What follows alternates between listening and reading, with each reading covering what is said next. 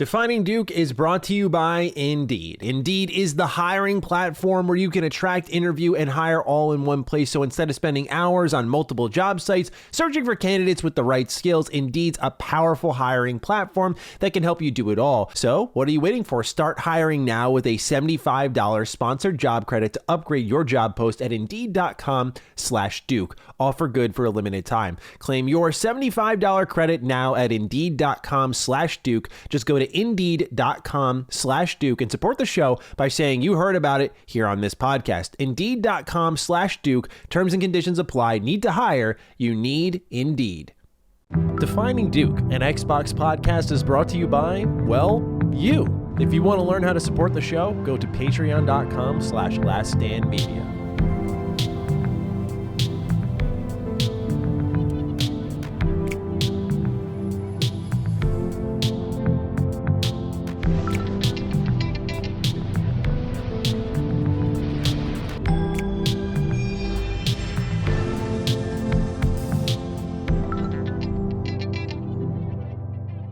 Salutations, everybody. It is Maddie here today, and welcome to episode 137 of Defining Duke, an Xbox podcast. Today, as always, I'm joined by a man who's dressed for every occasion.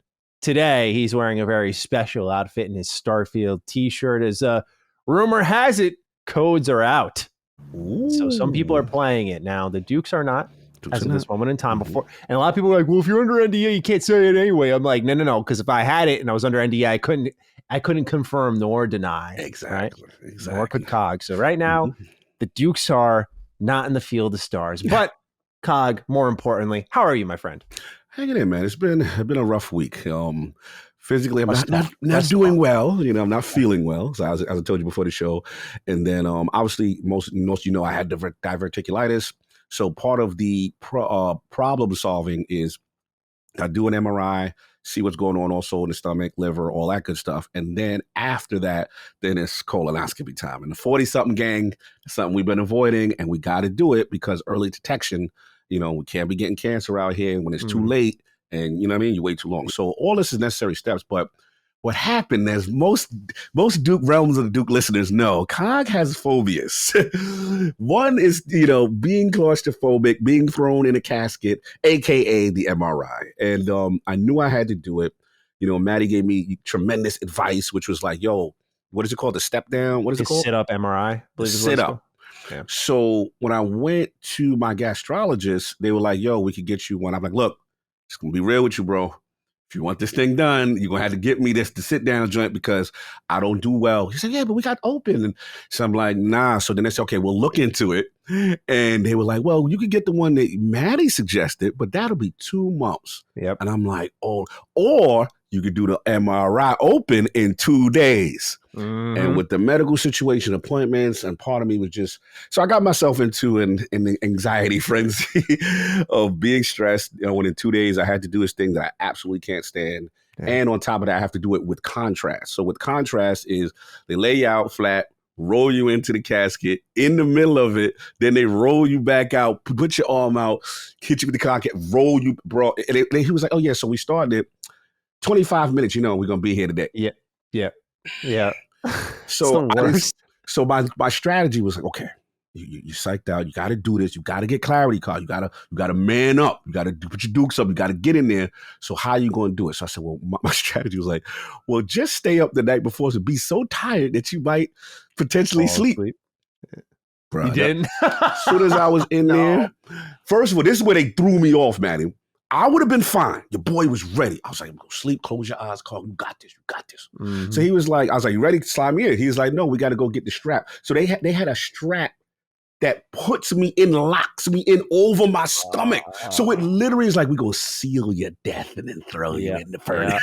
Yeah. I said, oh no, not the strap. And this thing got weight to it. That's what happened to me. They put me in. I was like, all right, this ain't too bad. Like they put a little cage over my head. I'm like, okay, I think I can do this tunnel thing. And then they came in, they put like these foam blocks next to my head. They twisted things next to my head. I'm like, bro, I can't move my neck. Yeah. I was like, what if I got to get up? Bro, that's where the panic sets in because you can't move. Yeah. That's the thing. So I said, look, he's about to press, but he said, you sure? I was like, bro, I don't know. I said, give me a second. So my heart was going crazy. I said, all right, F it. Come on. Boom.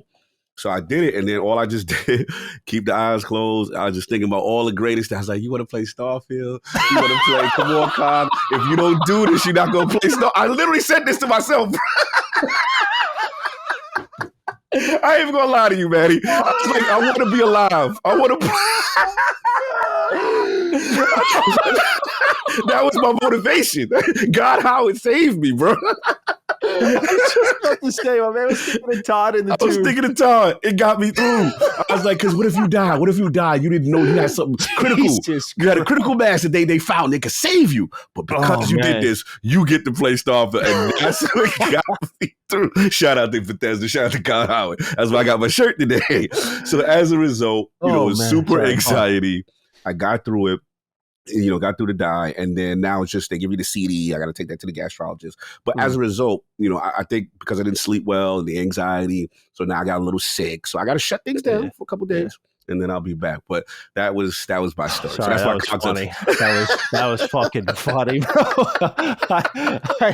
I love it. The video game's not like my family, it's my friends. It's like, I want to play Starfield. I got to be okay. I was thinking about my mom. I was thinking about anything else. No, I don't blame you. That's amazing, dude. I feel you though. The MRI is terrifying. Like I thought I was the same position. I thought I had it handled, and for me, it's when they ask me a question. Like my brain's ready. I'm like, okay, I got this. And they're like, are you ready? And I'm like, I don't know. Yeah, I don't know. I'm ready, bro. I've been there, man. I know. I know. You warned me going in. I was like, oh, be fine. Oh God. No. Yeah, the thing that really does it is how loud the sounds are, and it's that didn't bother me at all. Really? Did they give you earplugs? You know what? Yeah, they did. But they were like the kind of soft. Wait, they didn't give you ones at all, bro. This was the most ghetto throw you in the joint I've ever seen, bro. I was just like so disrespectful. But it was 2 days, and I was like, and it was a facility that was close to me, and I was just like, let's just get it done.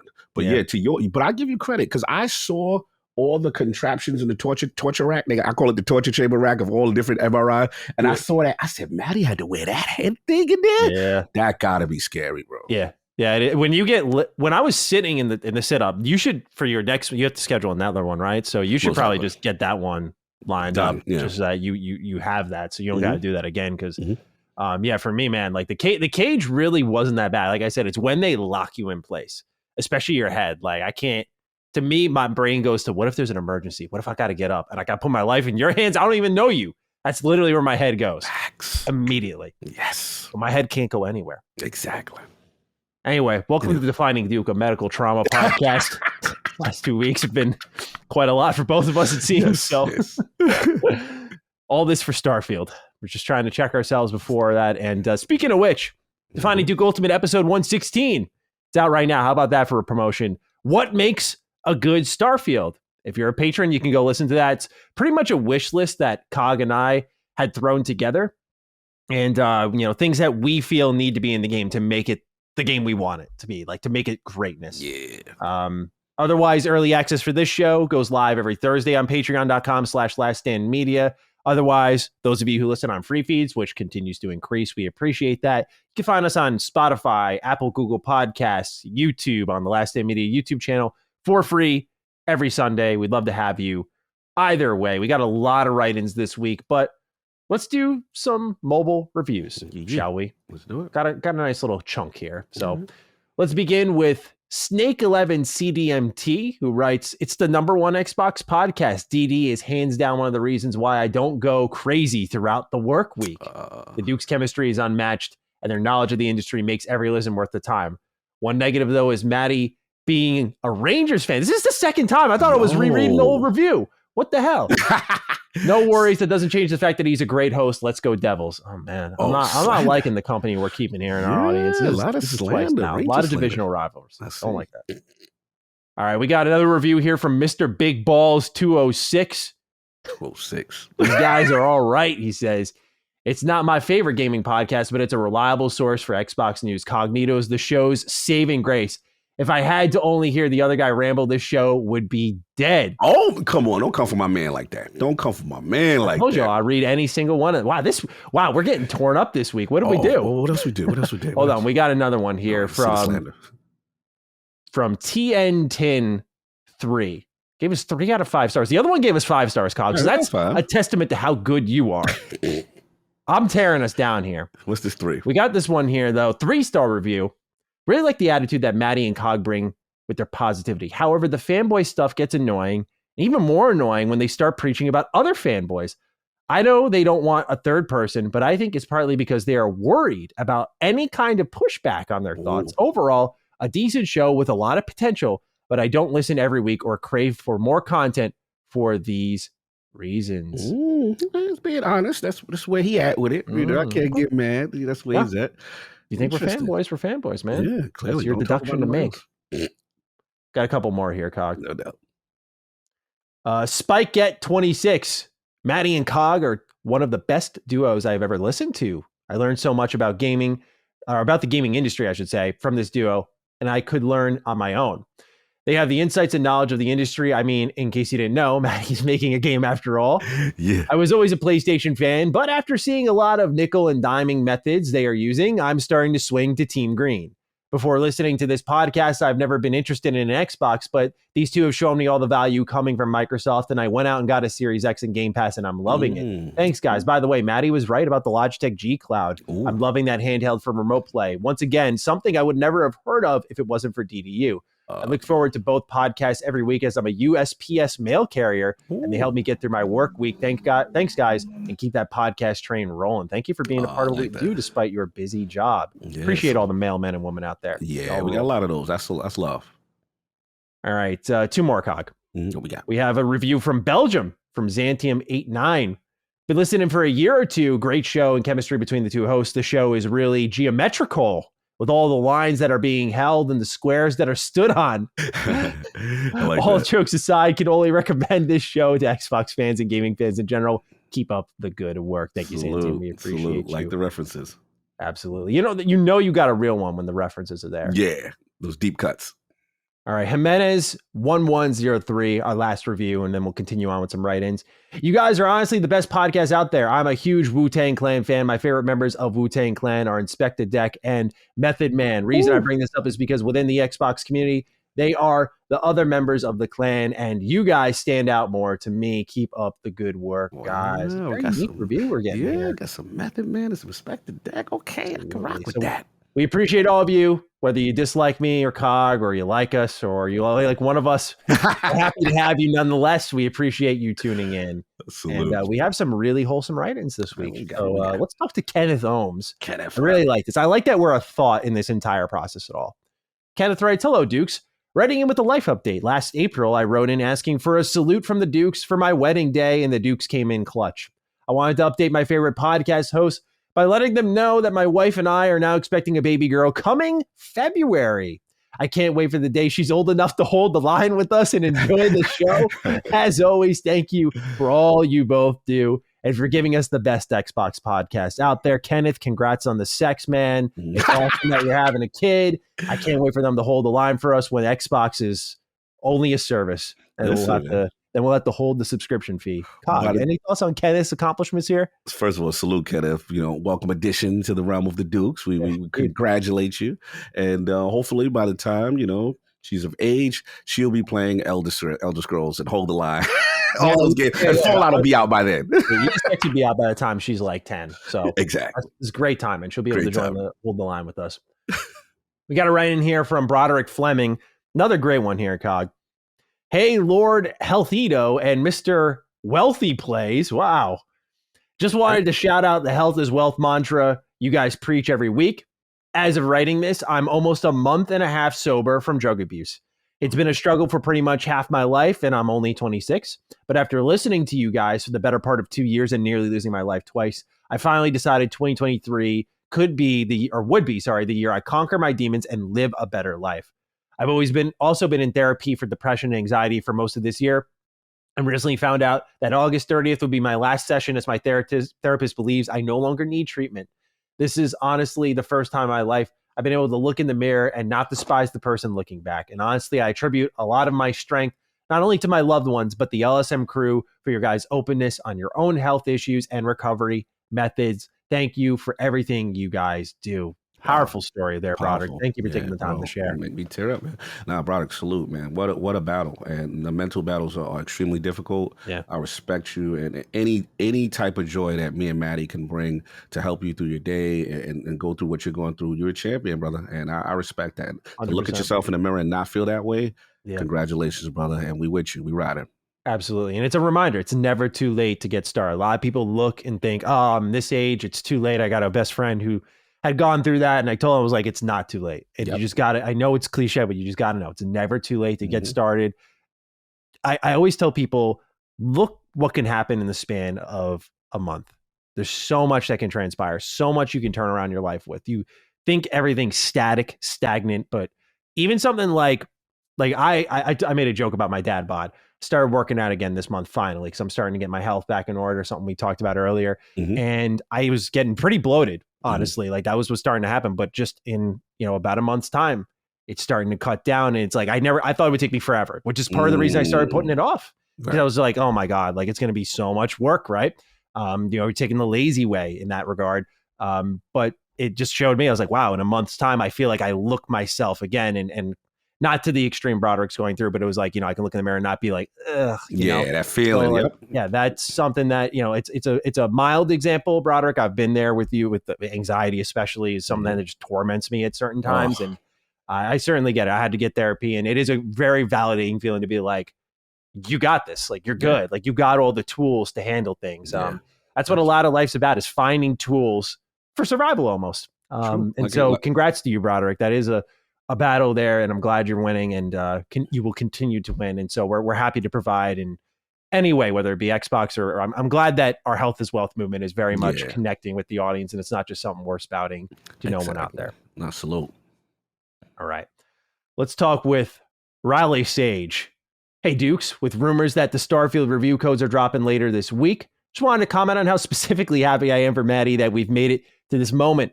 As a longtime viewer of the Mr. Maddie channel, little did we know that when your initial speculation around the IP trademark in 2017 began, we'd be in for a 6-year slog before finally being able to get it in our hands.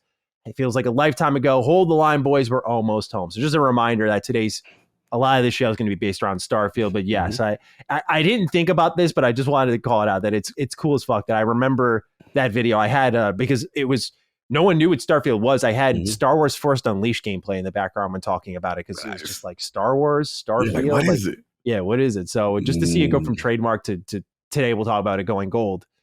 Awesome to see. Super dope. I love stories like that. You gotta send me the link to that video. I want to see like what the thought process is. Yeah. I actually, a viewer of mine had corrected me. This is like the second time they've done it. It's definitely like a weird flex, but I think someone said there's a video of me talking about it in like 2014. Like there's like a deep dive that you can go in on my channel and find me talking about it. Like yeah, man. BGS. They're my shit. There it is. Alan Pettifer writes in, hey, Dukes, I just wanted to write in to thank Maddie for sharing his story last week. My girlfriend is going through something similar, albeit not as bad, and vestibular migraines have been brought up. It's nice to hear that there are non-medication options available. Have you been able to pinpoint a specific food as a cause? Thanks for all you do and much love. Yeah, there's a lot. Chocolate is one that gives me a really bad headache, which sucks. I enjoy like Oreos, for example, man. So there's like a lot of foods I've had to drop that I like, but chocolate is definitely one. Onions, anything that's acidic that makes you kind of like, I always say, if it makes your face kind of twist up when you drink it or bite into it, that's probably going to set me off. So high sodium stuff, like if I call them sodium bombs, like if I have a lot of sodium in one meal, that'll mess me up a little bit. Gotcha. But it's been manageable. That's why I'm wearing these Albert Wesker-esque glasses. Yeah, we talked about it on DDU. Someone wrote in about triggers. I apologize for not grabbing your writing. I just had pumped this script so full of them, but I wanted to answer it anyway. Fluorescent lights is a big one. A lot of people were wondering why I had shitty lighting in my office. To keep the fluorescent lights above are definitely what screwed me up. My diet screwed me up. And to have a ring light in front of me, the room would have been spinning more than it was. So I had to take the wins where I could. But the only reason I can use computers now without really having balance issues of a tremendous amount, it's still lightly there, but it's definitely massively improved, is because of these glasses, like straight up. They're not sponsored at all. They're called Avalux. And in case anyone's suffering with this type of thing, man, like For me, a big trigger, and obviously you know how inconvenient this would be. Screens. Oh, yeah. Screens. The thing I use like 10 hours a day. Screens. So yeah, I had to find a solution because the diet solution helped me off the screen. But when I sat down to work without these, I was like, oh yeah, I kind of like feel my head on a swivel again. Not bad because the diet's helping offset that. But these glasses have been like, again, it goes back to what I said to Broderick, like toolkits. Like people call them migraine toolkits now. It's like you got your supplements, glasses maybe. Like I had to wear these when I went shopping at Whole Foods. Like, it looks a little silly, but it's helped me out tremendously. It's made life livable again, which is all I was really asking for. So, huge. Yeah, Alan, just what you have to do, unfortunately, migraines is like, it's a shitty way of experimenting because it's almost like torturing yourself. It's like, okay, I'm going to eat this. And if I do, I'm throwing the whole day away because I'm going to be dizzy all day. And if you get on a train, you don't know if it's the food from yesterday or the next day. It's horrible. So the fact that I had even a break of like a day of just nothing. The other thing to help me, I don't think I mentioned this last week, exercise. When I started getting the heart racing more, started feeling more myself because I had not been exercising. I've been like going on walks, but nothing like really strong aerobics. But I was busted out the punching bag. I busted out jump rope. Went on a little jog, did some suicides. Suicides! Yeah, I love suicides, man. Like they're so good. They're like a fast way to get you sweating. That's what I always look for. And that helped balance things out too. So there's a lot of, again, before anyone goes on medication, that was the thing I was trying to avoid. There's a lot of ways to get around it. And right now I'm feeling good about it. So I'm just happy it resonated with a lot of people because I want to just be able to help. Because again, I went through this for almost a year's time. And the fact that I'm seeing some glimmer of hope here, I'm just like, that's huge. It's time to share. Yeah, bro, you got to. And so many people suffer in silence and don't know what they're going through. And it could be this, right? So all this is helpful. That's why it's good that we are transparent and we divulge because so many people are suffering similarly. Yeah. We have a write-in here that's a correction, but not for us. Haven Brighthawk writes in. Sorry, pal. This is your chance to shine, though. You'll know why I picked them out, right? Normally I ignore these, but it's the last sentence that I was like, all right, you son of a bitch. Here we go. Hey, Dukes. Last week, Maddie lamented the rumor of a digital-only Series X, citing game preservation being an important consideration for Xbox. Maddie, my baked mac and cheese brother in Christ. Game Pass is the singularity event that killed any sense of game ownership, physical or otherwise. I have more ownership over my digital copy of Final Fantasy 16 than anything on Game Pass should I subscribe. You are more likely, and provenly so, that a game rotates out of Game Pass and thus lose any access than a digital license for a game you've purchased to vanish. There's practically nothing more destructive to game preservation / ownership that Sony could do short of Jim Ryan personally shooting me in the face. I hate to red pill you like this, but Xbox are the bad guys here. Should you care about this? Thanks, and have my platform killed physical games, but I'm pretending not to notice kind of day. Oh, he came for you. Yeah, right. And so all I'm going to say with that aspect there, bro, if we're going to ignore the rants, the raves, not only on this show, which I can almost forgive. We post a 3-hour show every week. I don't expect everyone to remember and hear. I don't remember what I say every single week. I try to keep track of it. I think it's important I do, but I don't expect everyone to do. But we're going to ignore the amount of videos, tweets, the amount of everywhere I've been talking about how Xbox is the leader in shitting the bed on game preservation. We're going to ignore that and pretend I am actually ignoring that. You're going to point the finger at me, the guy who runs Retro Rebound. I'm your enemy, brother. My brother in Christ, no. You have chosen to ignore my coverage and pretended I do not fight for game ownership. Now, with that being said, I don't know where, I'm not even trying to defend Xbox. I think their DRM policy is shit. But the way you're talking is like the only way to get games on Xbox is through Game Pass. That's what I was about to say. Yeah, that's what Just go ahead, take it away. No, literally, that was it. I was just like, the line, my only issue with the line he said is in reference to, Game Pass and ownership. And it's like, it's not like Netflix or anything. You can still buy the game. And actually you could get a discount once it was, in Game Pass or not. So that's the part, I think that's the separator. But again, from a digital perspective, yeah, I get it. But Maddie's been on the front line. Like, we literally talk about this all the time. Like, Xbox needs to do a better job. Xbox, is not doing enough for game preservation. We've talked about this with online storefronts. So shout out to the homie Haven. But clearly, he's selective with your outrage. Or maybe you just missed out on you ain't hear my man. I'm earning the ire of our audience. I've done something in this last week, so... It's fine. It's not the Haven. I see where you're going. Is far more likable than me. Let's do it. Listen, man, they just be in their feels with certain little things. I'm sure it's in good fun. I'm just messing around. It's all good. All right, let's get into the news, shall we? Let's start off hot.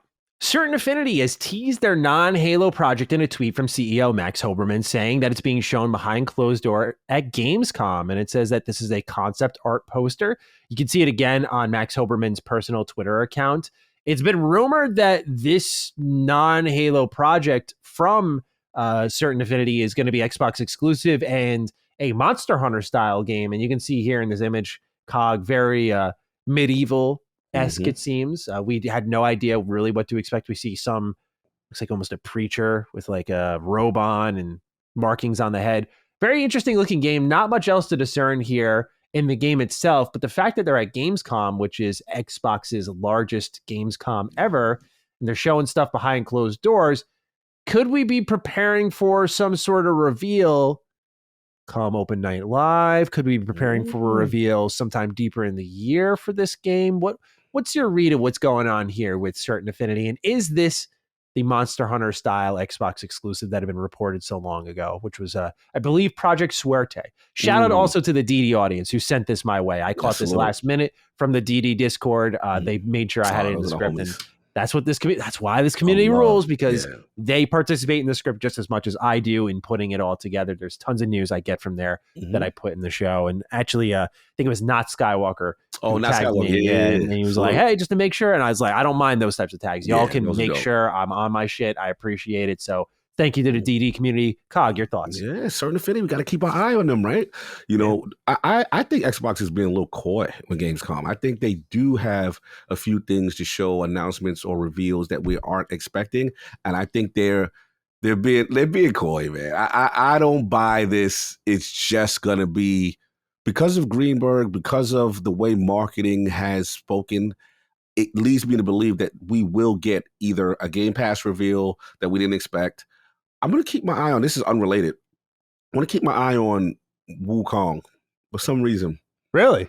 Just keep my eye, not saying I know anything, just saying that if it's going to be, they're going to have a presence there, right? I'm curious to see if there's anybody that has any marketing. Not saying it's going to be in game, but I'm just curious with that one, because that's a big one. But Certain Affinity, they've been cooking. The relationship with Microsoft has been there. We know they're working on the Halo project, and this, it could be that Monster Hunter style game, right? And I already like the art style already. You know what I'm saying? I love that the little old kind of monkish kind of character. You know what I mean? I kind of like the art style already, and I want to see what they're cooking. They've been a really valuable partner. Them and I would put in Asobo in that pocket for Xbox. So yeah, what do you think? You think they this could be a monster? What you thinking? I mean, there's some reveals that there's actually something in here about S.T.A.L.K.E.R 2 that looks like there's going to be reveals revolving around Xbox, and I'd be surprised if with S.T.A.L.K.E.R 2 that's the only one. So I'm going to jump on board with you. Like I don't feel 100% confident, but I feel like with the showing behind closed doors, it's got to be prepping for some type of reveal, unless, because this could be kind of like what happened at E3, where demos are just shown behind closed doors that we never see for like potential investors, and maybe Xbox is getting an update on the latest build of Project Suerte. It's possible that's it too. So I go kind of like coin toss on this one. Like I wouldn't be surprised if it's there, but I'll be pleasantly surprised maybe if it is. So that's where I kind of sit on it. Not to be, I guess it's very fitting, my neutral standing in last stand. LSM, You stole my neutral good, man. I stole neutral good from you. I was laughing. You was like, all right, I guess I could get Cog have that one. Yeah. I had to. I mean, bro, between you and I, who's neutral good? Come on. I think I'd take that one. Yeah, I think you do too. I think I mouth off a little too much on this show to get neutral good. You pop it off. You pop off when you're ready. The rest of the ratings are pretty good though. I love Collins. Yeah, Collins is so good. And the picture they used was hilarious. Yeah. Yo, the Pictures they use for everyone. You had the like one good one, bro. Like you had just a normal looking one. Ben had a good one. Mike had a good one. They had the old school Hogue. It was good. It was good. Defining Duke is brought to you by Indeed. If you're hiring for your own business, you're basically trying to play a Final Fantasy game, but without a guide. And I say that about the earlier ones because they're very difficult to find where you need to go next. You just need to breathe, take it easy, and keep it simple. If you're hiring, you need Indeed, and here's why. Indeed is the hiring platform where you can attract, interview, and hire all in one place. So instead of spending hours on multiple job sites searching for candidates with the right skills, Indeed's a powerful hiring platform that can help you do it all. They streamline hiring with powerful tools that help you find match candidates, and with Instant Match, over 80% of employers get quality candidates whose resume on Indeed matches their job description the moment they start a job, according to Indeed data from the US. Now, one of the reasons I love Indeed is, as I've mentioned before, it helps me find potential employees for the game development crew. I know, newsflash, I'm making a game, and candidates you invite to apply are 3 times more likely to apply to your job than candidates who only see it in search, according to US Indeed data. So what are you waiting for? Start hiring now with a $75 sponsored job credit to upgrade your job post at Indeed.com/Duke. Offer good for a limited time. Claim your $75 credit now at Indeed.com/Duke. Just go to Indeed.com/Duke and support the show by saying you heard about it here on this podcast. Indeed.com/Duke. Terms and conditions apply. Need to hire? You need Indeed. Hi-Fi Rush has surpassed 3 million players. So last update was 2 million. People continue to play, and I'm imagining this is because the DLC came out, continues to get good reviews. People continue to enjoy this game. So COG, it's climbing up the charts. Don't sleep on this one, y'all. If you haven't played it, Hi-Fi Rush, one of the best games that came out this year. No, it's good to see. And I do want to comment on this because, I see, a lot of talk about, as far as completion rates and things of that nature, but I don't think Xbox kind of goes by that metric. I think Xbox looks at the online player and engagement because in their mind, they're looking at it like, okay, we have this curated service that, let's be honest, most people wouldn't have even looked at a Hi-Fi Rush if it wasn't in the service. But right now it's next to these other games, Starfield or whatever, right? And it's just like, okay, well, what's that? Let me check it out. And I'm hearing things about it, right? And then also it helps if the game is good, right? If the game is good, then so I think it's something to pay attention to. I think they're looking at it like we're getting more people to engage in things that they may not have normally known about. And remember, even this is impressive with the surprise drop and no marketing. Remember that there was no marketing for this game. This literally was a direct surprise drop. 3 million, on engaging. So salute to them. I think it's a valuable metric. When you look at Hi-Fi Rush, like to me, it kind of evokes the era of like the OG Xbox. That very, if you look at the OG Xbox exclusives where you see that stamp on it, there are a lot of weird ones out there. Like there's ones that go from like Kingdom Under Fire to Blinks, which y'all know how much I love Blinks. Yes. And Hi-Fi Rush just reminds me of that pocket, right? And so to see a Japanese studio come out and release a very weird kind of rhythm action game, and to see it get this kind of play, I hope this is something Xbox can bring to Japanese developers to continue to market their console and say, look, people want to play this. I know some people say, well, what about buying it? I hear you. It's a metric Xbox likes to avoid, but with day one Game Pass, I kind of get why they don't really mess around with it all too much. But again, with Hi-Fi Rush here, we're seeing great play. I know a lot of this is translated into purchases. We seem to have had it confirmed that it's met every metric of success according to Xbox, so it's already sold well enough. So point being is they can look at this and say, look, we had a tremendous success in first party with Japanese, and hopefully this encourages them to invest more. It encourages Tango to continue to experiment, which they've certainly earned with this. And I think even with, from your perspective, we're going to talk about it more with Ghostwire Tokyo. They're a very talented team. And so hopefully it also brings more Japanese developers to the platform. Yeah, absolutely. And I love Tango's involvement and the fact that we did hear rumblings of, they're ramping up, right? They're getting larger, they're making more projects, stuff like that. That to me is really cool to see, especially when they have success with a title that was kind of like off field for them, right? Hi-Fi is kind of like not the norm for them. So this is good stuff to see. So with that, COG, we move on to AMD. AMD is offering 500 limited Ryzen 7 7800 X3D chips and Radeon RX 7900 XTX graphics cards with Starfield branding on them. And Cog, if you saw these, I'm not sure if you have, but they make you a little upset because they make you kind of wonder what a limited Starfield console would look like. Yeah, it would have been nice to have a Xbox Series X or S Starfield-like console to go with the controller and the headset. It would have been nice to give something had to have happened, right? Like the controller, a headset, but no console. Missed opportunity, bro. Yeah, I'm weird. very angry with that. Weird. Yeah, very strange. Speaking of AMD, they've been tight-lipped on their latest rendition of Fidelity FX Super Rendition, aka FSR 3, but YouTuber Moore's Law is Dead, who's also a friend of Last Day Media's, might have the scoop. According to a recent upload, an OEM has informed him that AMD is currently in the process of informing its partners on FSR 3.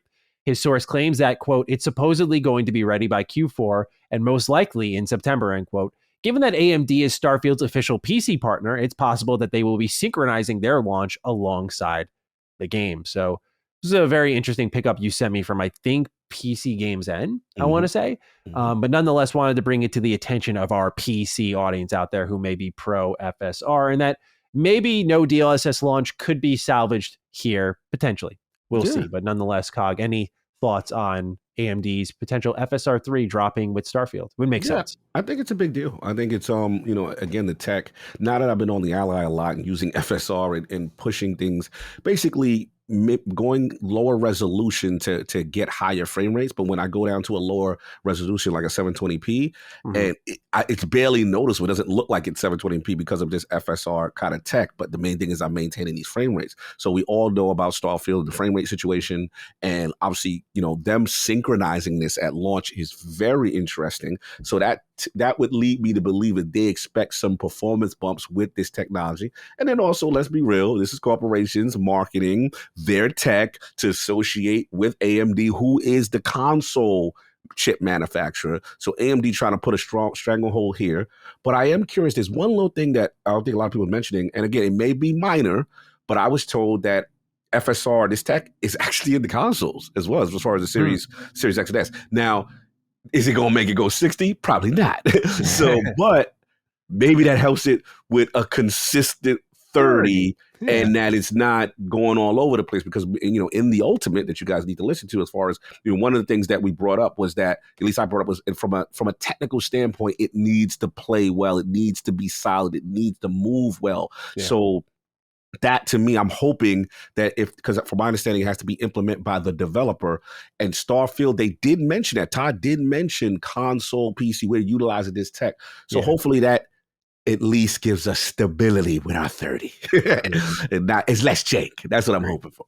Let's hope. Because I know one of your wishes in that episode, y'all should listen to, said performance. He said technical state has to be good. So has to be. Let's hope the AMD partnership bears that as a fruit of the relationship. We have a small update on the status of Fallout 4's next-gen update. According to Pete Hines, head of publishing at Bethesda, it's coming after Starfield if a snarky tweet reply is anything to go by. Quote, don't know if you heard, but we are shipping a new game in 3 weeks. Bit of a priority. When we have an update, we will share it. End quote.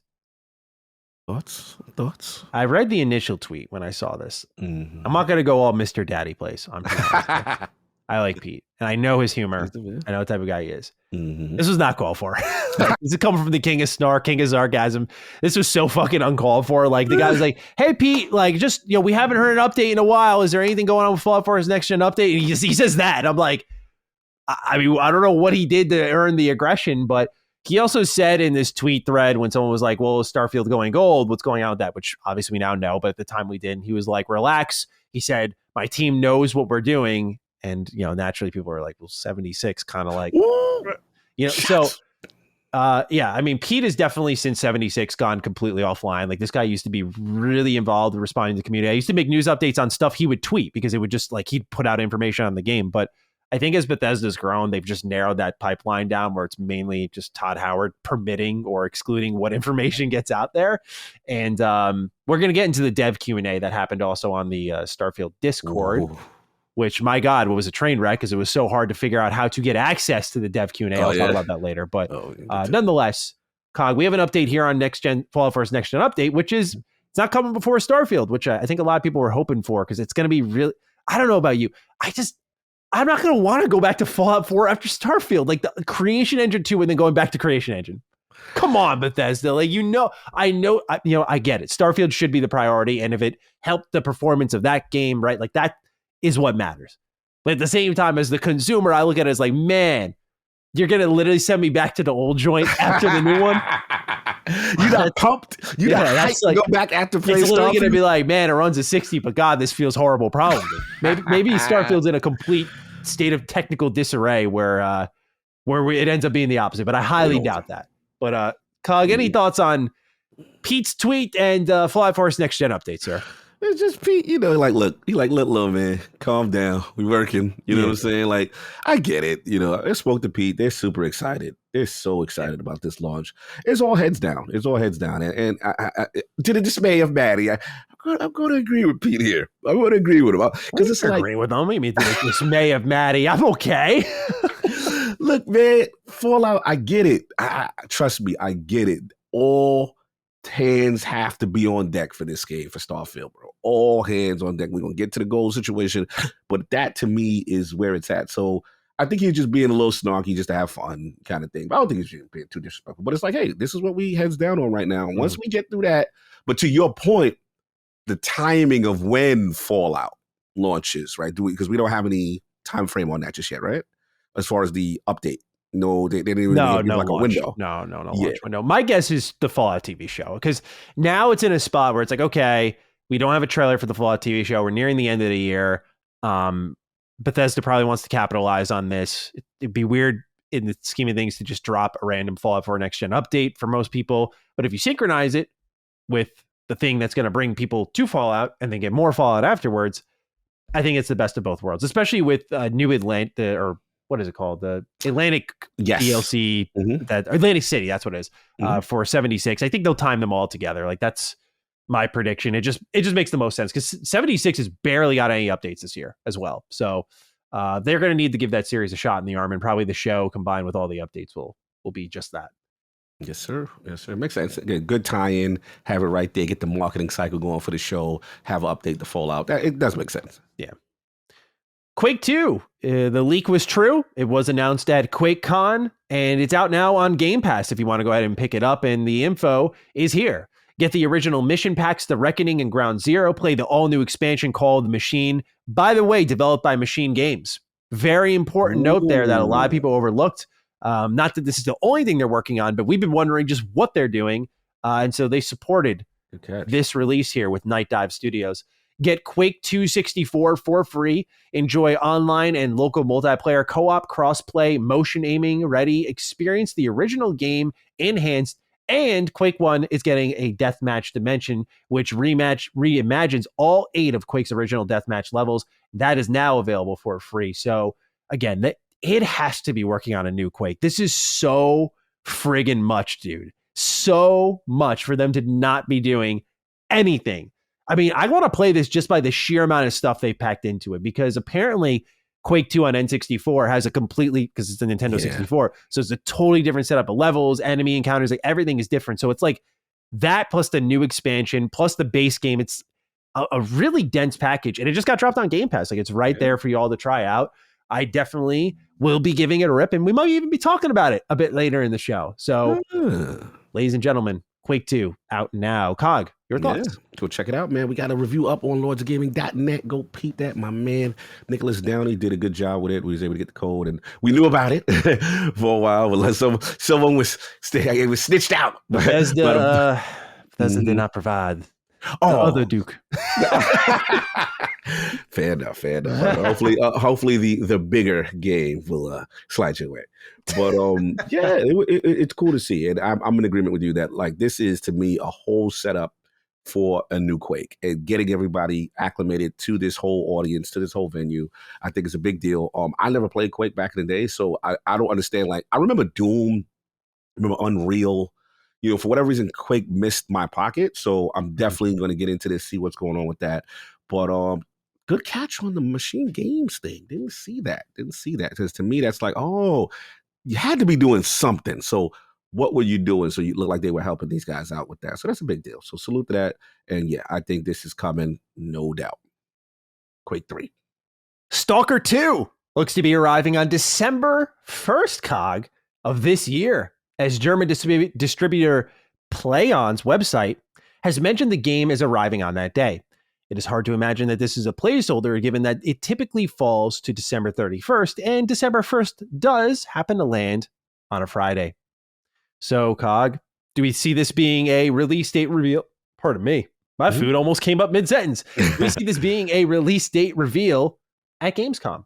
It's going to be playable there. Yeah, it's possible. We saw it on the list, right? We were very surprised to see it. We know the trials and tribulations with that studio. This thing has been hyped for so long and was supposed to be part of last year's cycle. Top of the year. Again, so it would have been a situation where they would have had S.T.A.L.K.E.R, Redfall, and Starfield, right? That was supposed to be 2022. So you see how things played out, and now we're potentially getting it here. Yeah, I'm excited, man. I want to see what they got going. I'm going to be honest though, Maddie, like there's a part of me that's like, I don't know how not that I don't want it to come out, but I don't know how I feel about the December release date. I don't want them to get lost in the sauce. Like, I get it. Because it's still proximity. I mean, it's December. It's still about 2 months away from Starfield. Okay, fine. But I always get emotional when games come out and miss the zeitgeist of the Game Awards. And I feel there's a lot of gems that sometimes get in that pocket that they don't get the credit they deserve, and then they're skipped over the next year because all the new stuff comes out. So that I was just kind of hoping for a little victory for that team, especially with all the real world life, dudes is putting it in, developers fighting for their life in a war. Like, this is real. Like, I kind of want to champion them, and I was hoping that the zeitgeist would be favorable to them as far as their release date. So a classy move would be, because I imagine the Game Awards will be after December 1st, is some sort of shout out, spotlighting, something like that. I think it's fair to make a special exception. That's not to pity them by any means, because I'm not saying that we are doing as we feel, because like the game looks tremendous. Like they've earned that, and I just feel like given the situation they're in, they could use, I think, the extra bump, and I think it would be a classy move by Geoff and the team to kind of throw that out there and just like remind people, even if it's not part of the candidates, just like maybe a free little advertisement. I don't know. A little promo. Exactly. Obviously, the game has to be good on its own merits, and we get that. Yeah. But like, at very least, some promo or advertising based on the circumstances that this game released under. Yeah. It needs to. I mean, bro, that last one, that had me in my feels. Yeah, like, that was sad. You seeing that, like, that was rough. So I would love the team to get recognized regardless on some level. There are some games that you play and you can feel what the developer was going through when they were working on it. And I'm curious to see how that translates into S.T.A.L.K.E.R 2. I know it was closer to release in a normal development environment before everything that happened between Russia and Ukraine, which impacted this game's development. But I imagine some of the extra time we can maybe see some of that creep into the game. And it's going to be a very unique experience. And I'm really rooting for them. The least they can have is a massive win. And I like the December release if you're looking at it like objectively from not that you weren't, but I'm saying for me, like in the terms of Xbox cadence, it's leaving December as the only empty month right now. Good point. November is the only empty month, which I could see maybe getting filled in by something else. Who knows? But who knows? I mean, there's deals that need to be finalized. Who knows? Coming there. Yeah, there you go. Day one Game Pass for a certain game. Come on, man. September, October, November, December. We talking Starfield, Forza, something that could happen, and then S.T.A.L.K.E.R that could happen. Signed, sealed, delivered. Call of Duty could be a great year. MW3. So we'll see. This one was really good news. I love that this has not happened once, but like twice this year to pretty major games. Assassin's Creed Mirage has gone gold and is actually coming out a week early, now releasing on October 5th. We have a write in here from Lee is Cool Jenkins. Hey Dukes, hype check from Assassin's Creed Mirage after the news that the release date has been moved up. I'm low-key excited for a digestible game in the series, and I think the change of date and short length will help that super busy October period. What say you, fellows? Will you be diving off some 9th Baghdad buildings on October 5th? Thanks as always, boys. Lee, thank you for writing in, Lee. We appreciate you. Cog, Assassin's Creed Mirage, you're going to start moving through some crowds on October 5th. Does this release date change make things a little more palatable for you? Because for me, as a reviewer, oh my God, does it, bro? Holy smokes. I was 2 times periods I was terrified. This time period I'm heading into now for very obvious reasons with many games coming out right now. I got like 5 on my plate as I'm talking. Okay. And then October, well, there's like another 8 at once. Crazy. Mm-hmm. So to get one nice and early there, selfishly, worker man Maddie. Of course. Loving that shit. But also, I just think it's smart. Like we saw how it benefited Baldur's Gate 3. Tremendously so. They had their zeitgeist, their conversation. Ubisoft might have something here in Mirage, a return to the normal Ubisoft, right? This is a great decision by them. And I hope it works out in their favor and we can champion Ubisoft for a game for once beyond Mario and Rabbids. Todd, your thoughts? You know, you've talked a lot about how much you're looking forward to Mirage. So is this good news for you? No, this is good news. This is really good news. The only thing I got to do, selfishly strategize, is I got to figure out where Phantom Liberty is going to fall for me because obviously the proximity in September. Yeah, see, I already know Phantom Liberty is on the bench because of Starfield. We know what it is. So now I'm like, damn, I was planning to put that there. But then if Mirage really, it's tough. Like I got to make 2 business decisions on a couple of games. The beauty of October is that Forza is something we'll get into. I can casually jump in and I'll be okay.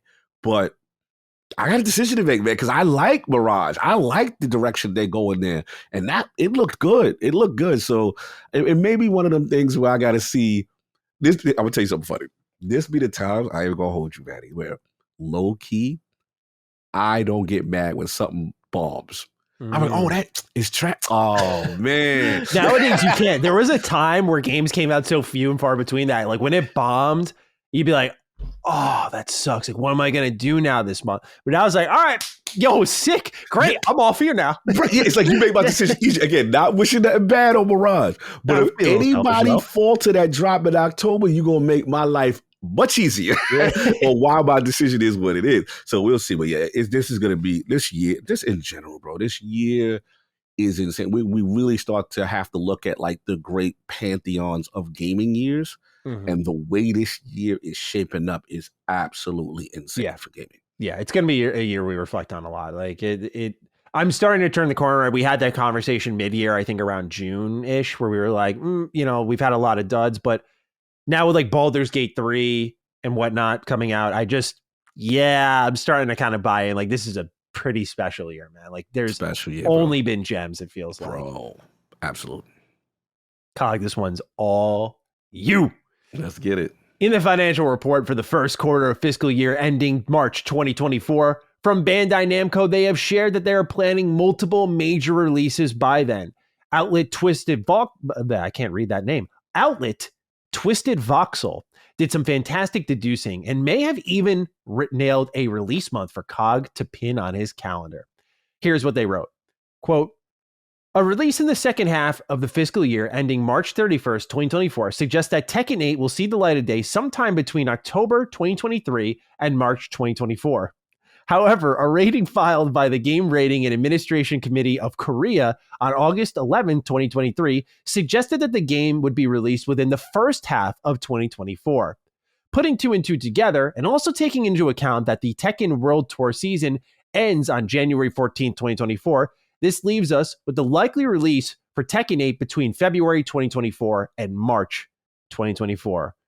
Cog, is this right where you wanted it or what? Bro, this is perfect. Like, I was so worried for my Tekken. Like, bro, this ain't the year to try to come out and bull in a China shop with all these other release dates out here. And then let's be real. The other thing that we keep forgetting is someone rightfully called me out in, I think, an LSM comment was Mortal Kombat in September.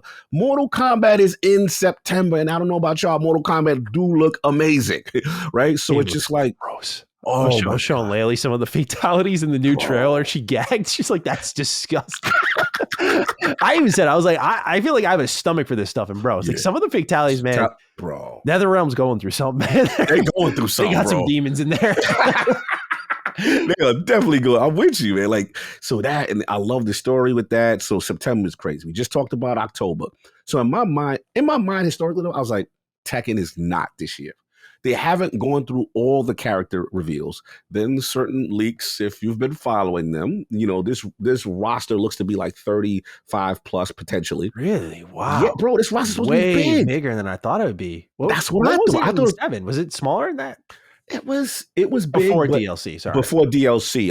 I don't remember what the initial launch lineup I'll look it roster up. was. We good? I'll look it up real quick. Oh yeah. So it's like, yeah, I don't remember but I remember obviously the roster did evolve based on so many DLC packs. But this, it looks like it's going to be a huge roster, and you got to still do the reveals. Harada has been systematically doing at least 2 character reveals per like tournament or location or what have you. There's still a ton to go, and fan framers that still haven't been seen yet. Mhm. So I never thought Tekken was this year, and he knows historically online code is an issue. The whole de novo thing that's come back up. They've still got to work out certain kinks, and he's just talking about they tweaked the heat system, the aggressive system now to make it a little bit more fair. There's work to be done. This is the perfect pocket. If it's top of 2024, and I'm kind of historically, if I look at, I've been playing Tekken from the very beginning. Historically, Tekken tends to come out that first half of the year, let you rock out. So this is perfect. I hope this is the case, man, because man, I didn't want to sacrifice anything because there's certain games I told you, Tekken is one of them. When that come out, me and Starfield would have had a talk. We would have had to figure this out. But there's certain games that when I don't care, I'm stopping everything. And Tekken is one of them. So thank God. Tekken 7 consisted of 36 fighters. Only to be boosted by DLC to 51. That's kind of crazy because those characters are no joke. Like they all are deep characters with lots of combos and whatnot. I realized I was thinking about it because we were talking about this leak that's happening where it looks like Tekken 6 may be coming back or something like that. And I haven't been playing Tekken all that long. Like Tekken's probably my favorite, like 3D, if you will, fighting series. But I started with 6.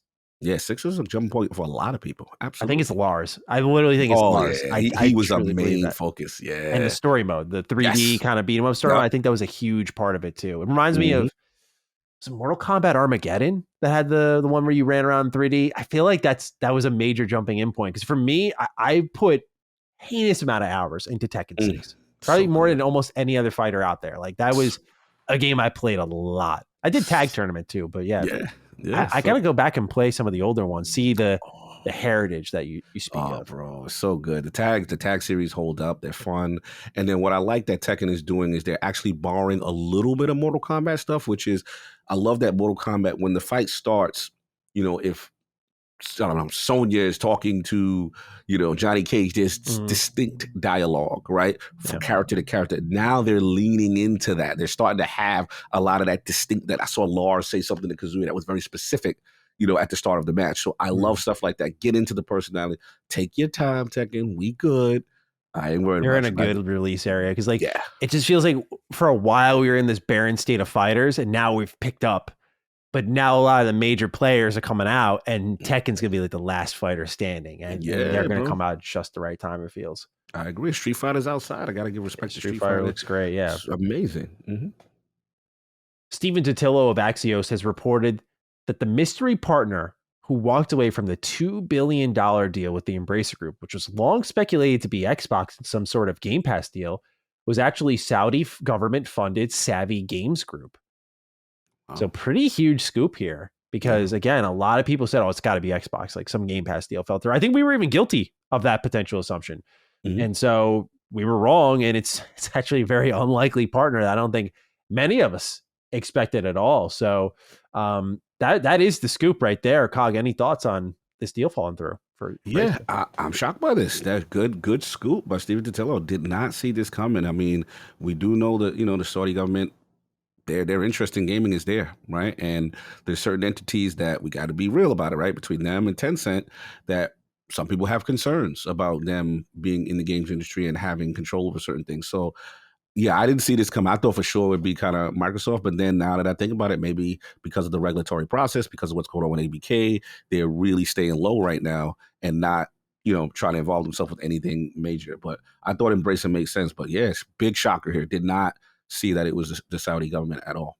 Yeah. And it's interesting because it says they're described as a games and esports company founded with a mission to drive long-term growth and development of esports and the broader games industry worldwide. I say that because when I think THQ, or really Embracer Group, I should say, and the library of games, the vaults of games they have, I don't know what fits the esports pocket immediately that comes to mind there. So kind of makes sense why the partnership fell apart, but maybe they saw value in that large library of IP.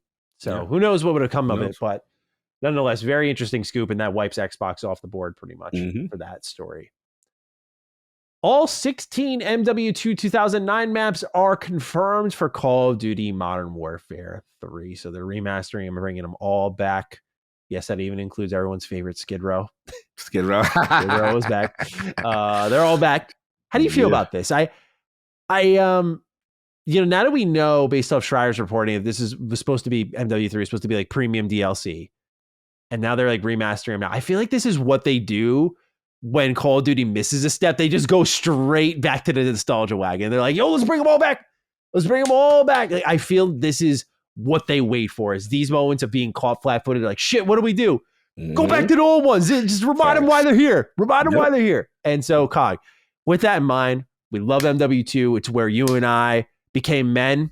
But in them lobbies. Woo! Yeah, today's MW2 lobbies are not going to be the same, or MW3, I should say, in the MW2 maps. Just not going to be the same. Sorry. It's going to be it's going to be different. It's going to be a lot more policed by behavior control. Wasn't no strike system back then, which we'll get into. But Cog, what do you make of the return of all 16 MW2 maps? I like it. I know Call of Duty is going to get a lot of crap for this, but look, you got to lean in nostalgia. When the bag gets low, when you fumble out the gate, you had a misstep, you got to go to all reliable. You got to go to all faithful. Like, this is where men were born. Like, we know what this is. Like, these maps are classic, and you could accuse them of rehashing. Fair enough. They're definitely guilty as charged. There's no doubt. But if you're going to sit there and say that people are not going to play these legendary classic maps, you're fooling yourself. People going to be lining up in droves. This is golden era kind of stuff. And it's a money play. It's actually a small one, because I didn't think they were going to do all the maps, to be honest. I thought they was going to lazy it, do a few, and that's it. So yeah, we'll see. I mean, like I said, it'd be real nice if that could fit in a service that I would like, but we'll see how that goes. I'm pushing my agenda. For me, as the weird Call of Duty fan, if you will, let's go.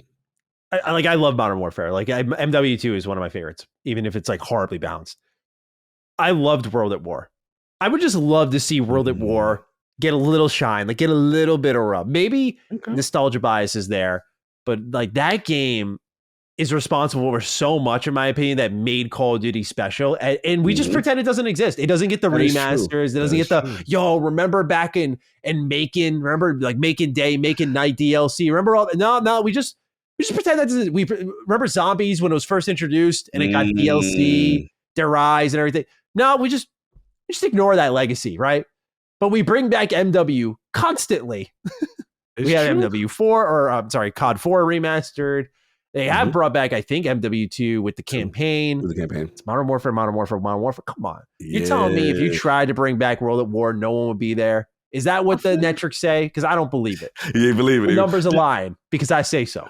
Correct me if I'm wrong. World at War, was that the one that had the kill streaks with the dogs? Yeah. I used to like that one. I was like, get him, sick him. So good. Oh, good.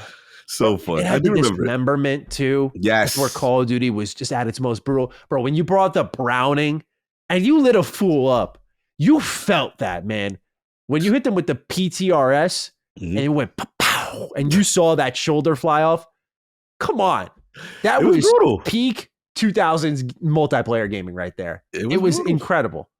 Incredible. I like the game. I said, it's got to be the metrics on them.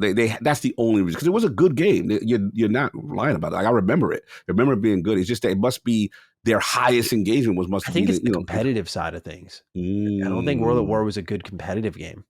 Yes. I feel like that's got to be it. It's got to be. Maybe the esports and the competitive community complain about certain aspects of balancing or something. It's got to be that, because otherwise, I am shocked that it hasn't come back. Yeah. What's perhaps more shocking to some, Xbox's new strike system that's being enforced. So, Cog, I will send you this link here of the entire Xbox Wire article. We're going to read the summary at the top here. Xbox's new enforcement strike system educates players about enforcement severity, cumulative effect of multiple enforcements and the total impact of their standing. Players can receive a total of 8 strikes. Each strike remains on record for 6 months. Each strike results in a suspension from Xbox's social features for varying lengths of time, and every player will begin with a blank slate or 0 strikes. With previous enforcements, they must still be completed. So one thing that Ryan McCaffrey brought to the attention of Phil Spencer and really Xbox as a whole was that he felt it may be, with this new system, punishing good players out there, maybe some misunderstandings. But it turns out certain actions can lead to multiple strikes. So it's scalable. Like you can do something horrible and they'll say that counts as 3 strikes. And like, so it seems like every approach is a little different. But Cog, you're the one who sent this in my way. What do you think, Mr. What's your role in meta? I feel like this is rather enforcement. This is definitely me. This is platform enforcement. Field.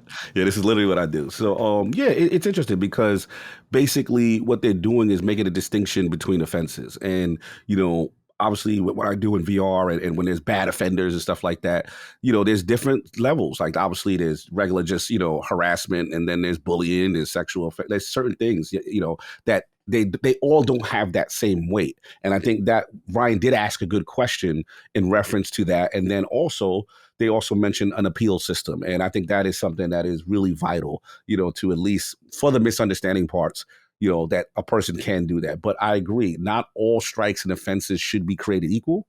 There should be a definite, 3 to 4 if you're doing hate speech or whatever, there should be a definite differentiator. So, it was interesting to see Microsoft in this space. And obviously this is something I do. So I was like, oh, okay. All right. They really going in on that. And shout out to Xbox Live. They've been, one of the pioneers. And I do reference this kind of stuff to, matter a lot in reference to, how to look at things. And I remember we come from the era of the wild west, right, Maddie, where it was like you had the 360 and it was like pro, underground. Remember? They had all these different differentiators. You know what I'm saying? Like, yes. So this is part of the stuff I do. And I'm like, look, this is very important in the VR space as well. So kudos to Microsoft to, again, continuing to evolve and expand an area that they really led forward in the gaming space. So good stuff to see that them, and good to see Phil respond to Maddie, because Ryan. He goes, the enforcement system is designed to empower players, and to your point, to create a good environment for people that play by the rules. Strikes are assigned based on the severity of the actions and can result in more than 1 strike for an infraction. It's like, Ryan said, great to know that it can cause multiple strikes at once. So it directly addresses what his issue was, in his initial tweet. So good stuff. Agreed. All right, what we have here next is, speaking with Video Game Chronicle, Geoff Keighley is tempering expectations as we head into the showcase for Gamescom Opening Night Live. He says, quote, "This year's Opening Night Live is less about announcing brand new projects and more about giving fans updates on some of the biggest games due out over the next year. It's going to be an exciting show with new looks at many announced upcoming games like Alan Wake 2 and Black Myth Wukong." So there you go. End quote. Neo JD writes in, "Hello, Neutral Maddie, and has to be lawful good Cog. What are you hoping to see more of at Geoff's Opening Night Live on Tuesday?" So we got into this a touch, but Cog, beyond what we know, is there anything you're hoping to see an update on? Because I was going to say, the next year, I wonder, do you get a release date for your beloved Tekken? Feels like the right pocket maybe to announce it, no? Maybe too early for Tekken. Maybe too early. I've been trying to push this for you. I've been trying to. I know. I feel like every event, I'm like, Cog, is it time? You've been on the money. Every time I say maybe they'll do it, you're like, nah, it's not it. Not yet. I'm feeling in pocket with Harada and how he thinks. You know what I'm saying? So I don't think yet. But listen, I'm all about this Wukong. This is the biggest release. Like, so many people, I remember seeing this thing and was completely blown away. And in my mind, I'm like, who's getting the marketing? Because this title, I think, can potentially move a lot of units and get people into your ecosystem. And I felt like it historically may feel like a PlayStation would kind of, grab this one up. But I haven't seen anybody snatch it. So I'm going to be paying close attention to this to see if anybody jumped in with that marketing bag. I do think this game is too big for a Game Pass. I'd be shocked. It would be the biggest Game Pass get if Microsoft was able to pull that. But I'm curious to see if Sony jumps in here, because it does feel like a game Sony would try to snatch. Like, they usually know the zeitgeist game. Wukong feels like that. Yeah. So yeah, man, like I'm excited. It's weird to be excited for the end of a trailer. Yeah. But I am literally excited for the end of a trailer of Wukong. Then we got Alan Wake 2, of course.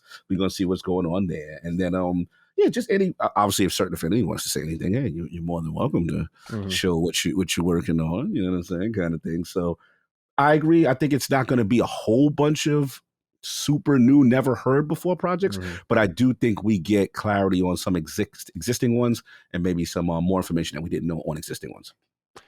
I'm scrolling through the to be announced section of Game Informer's. They have a great release date calendar that I use oftentimes to plan out content.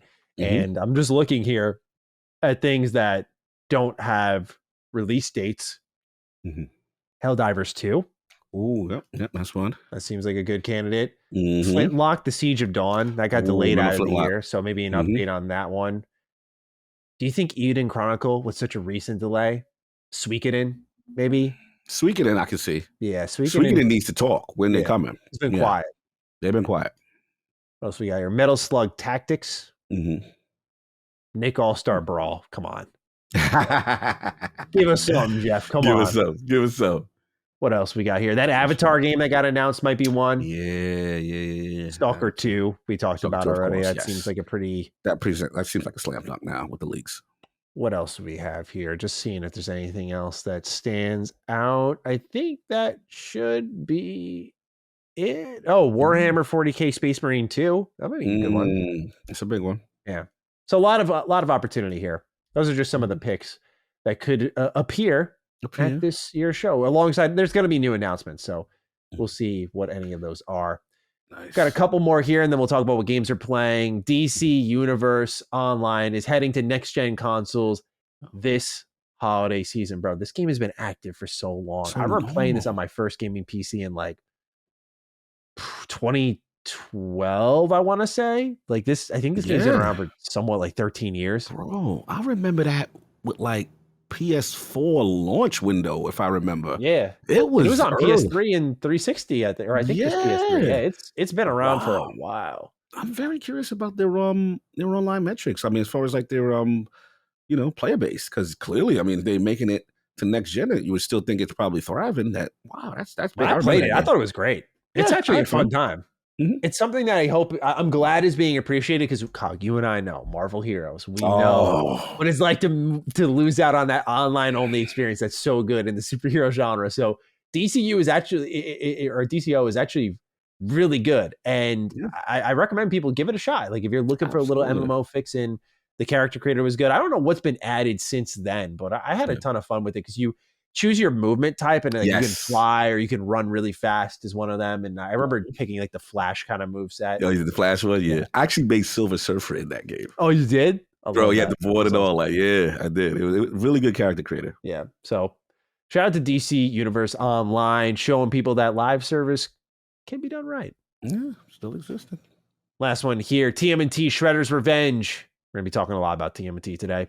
Is getting DLC called Dimension Shell Shock, which includes Usagi Yojimbo, and now Karai has been announced to be added to the roster. Let's go. That's fine. The DLC will release on August 31st for all platforms. Take it away, sir. Why they got to make it so hard for me, bro? I mean, okay, so the first, the base game's like maybe an hour once you've run through it enough times. So I don't expect much here. But I love running through this game multiple times. The art is so beautiful. The amount of detail and fun things they pack into their backdrops, like Turtle fans know what I'm talking about. It's a work of art. I love what they're doing here. I'm happy that it was so successful that they've given it DLC. That was cool to see. But last night, my friend and I have had this weird habit of no one's going to really think this story is that crazy because you weren't there. But we've had this weird habit of willing Shredder's Revenge DLC into existence. So first, my friend wills Usagi Yojimbo in. Like this, ever since the game came out, he's like, Matt, are you excited for Usagi Yojimbo to come in the game? I'm like, bro, they got so many characters they can pick from. Bebop, Rocksteady, Shredder, Karai. I was like, they're probably going to do Karai. Of course, they announced the DLC, and it's Usagi Yojimbo front and center. I'm like, you got to be kidding me. So my friend was right. Then last night we're talking about this, right? This is before the release date drops, anything like that, new trailer, none of that. And he's like, Matt, are you ready for Usagi Yojimbo? I was like, I said, I hate that you were right about it. I told him, I was like, yeah, I said, but they got to put Karai in. I said, I'm sure that we're going to get an update soon. We need a release date. And then this happens. Bro, so the Dukes are kind of on a roll here with the Ninja Turtles. Now, the one thing we learned with a certain TMNT game is Phil did not pick up the phone like I requested. That's okay. I want more people to experience it, but Phil's going to regret maybe not picking up the phone because I'm a little concerned about some things here. But nonetheless, Shredder's Revenge, I'm very excited. I don't know if I will be there day one. I can't promise myself, dude. Short little what and how would you be doing at that time? I mean, I'm a little tied up, I'm a busy man. I'm a homeowner now. Come on, you know what I'm talking about. I got to do the dishes. Come on. You could be distracted around that time. Yeah, I might be able to. Nice. Nah, this is big. I'll jump in. Look, that game's a love letter. That game is a love letter to Turtles fan. It's so good. Everything about it. And to see them, do the DLC, have consistent content, big deal. And it shows that Turtles is popping right now. Turtles is popping. We're going to get into that, later as well with a big one. And this is more of the Dukes and Maddie kind of willing it into existence. And yeah, Turtles on fire. So salute to them. This is a great game. I will definitely get back to that. Actually, this is a great Rock Ally game for me. I love playing Turtles. I love playing Streets of Rage. It just feels made for handheld. It is. Like it's just quick, boom, boom, boom. Love it. So yeah, this will definitely be fired up on the go. Yeah, I'm very excited. Now that Karai's there, because I like Usagi, but now that Karai's there, I'm like, okay, let's go. This is the one I was hoping for. Let's go. Yeah. So very excited nonetheless. I will be picking it up. And by the way, for those of you who are like me and like Limited Run has my balls in such a fucking vice, dude. I hate it because they have such good shit. I bought the Radical Edition of Shredder's Revenge last year. In June, I think it was. Guess what just shipped this week? That's right. Bruh. That's right. My Radical Edition of TMNT Shredder's Revenge. Now, I'll be very happy when it's here, just like... What you got? When my Master Edition of KOTOR came in the mail. Come on, this thing is... That's fire. Wow. That's amazing. Beautiful, man. If I opened this thing up, I did. I couldn't help myself. I tried to keep it sealed, but I was like, I waited so long. I got to open this thing up. Bro, it's so beautiful. Like what they do is so quality. But man, they make you wait. It hurts, dude. And so I know with now that's going to come in the mail. I might have to test my impulses. I'm training my dog right now. And we're teaching him a command, wait. And the reason you teach your dog wait is because as a little puppy, they don't have impulse control, right? They just jump, bite everything, chew everything. So when you teach him the wait, it's like I pulled food right in front of his face. I'm like, wait. You see him like shaking. He's like, oh, bro, I really want to eat that, man. That's going to be me when my copy comes in. I'll be like, wait. No, I feel you, bro. Especially when that collector's edition come through. It's going to be hard. It's going to be toughy. No. All right, Cog, let's get into what we're playing, sir. You have a very interesting list here, so please get us started. Ghostwire still, man. Shout out to the community who's really been hitting me up when they see me playing it online, and they're like, "Cog, don't blaze through it. Don't blaze through it." Because I got to a point after I got to chapter 4 where something major happens, and you get to break through this kind of like psychic barrier thing, and you start to learn more about the story. But like the thing that I'm really starting to get in, first of all, again, this game is flawed. Perform the pop-up, bro. Oh my God, the pop-up or somebody like you see trees and stuff. I'm like, oh man, come on, Tango. But it is one of the most addicting games I've ever played that's flawed.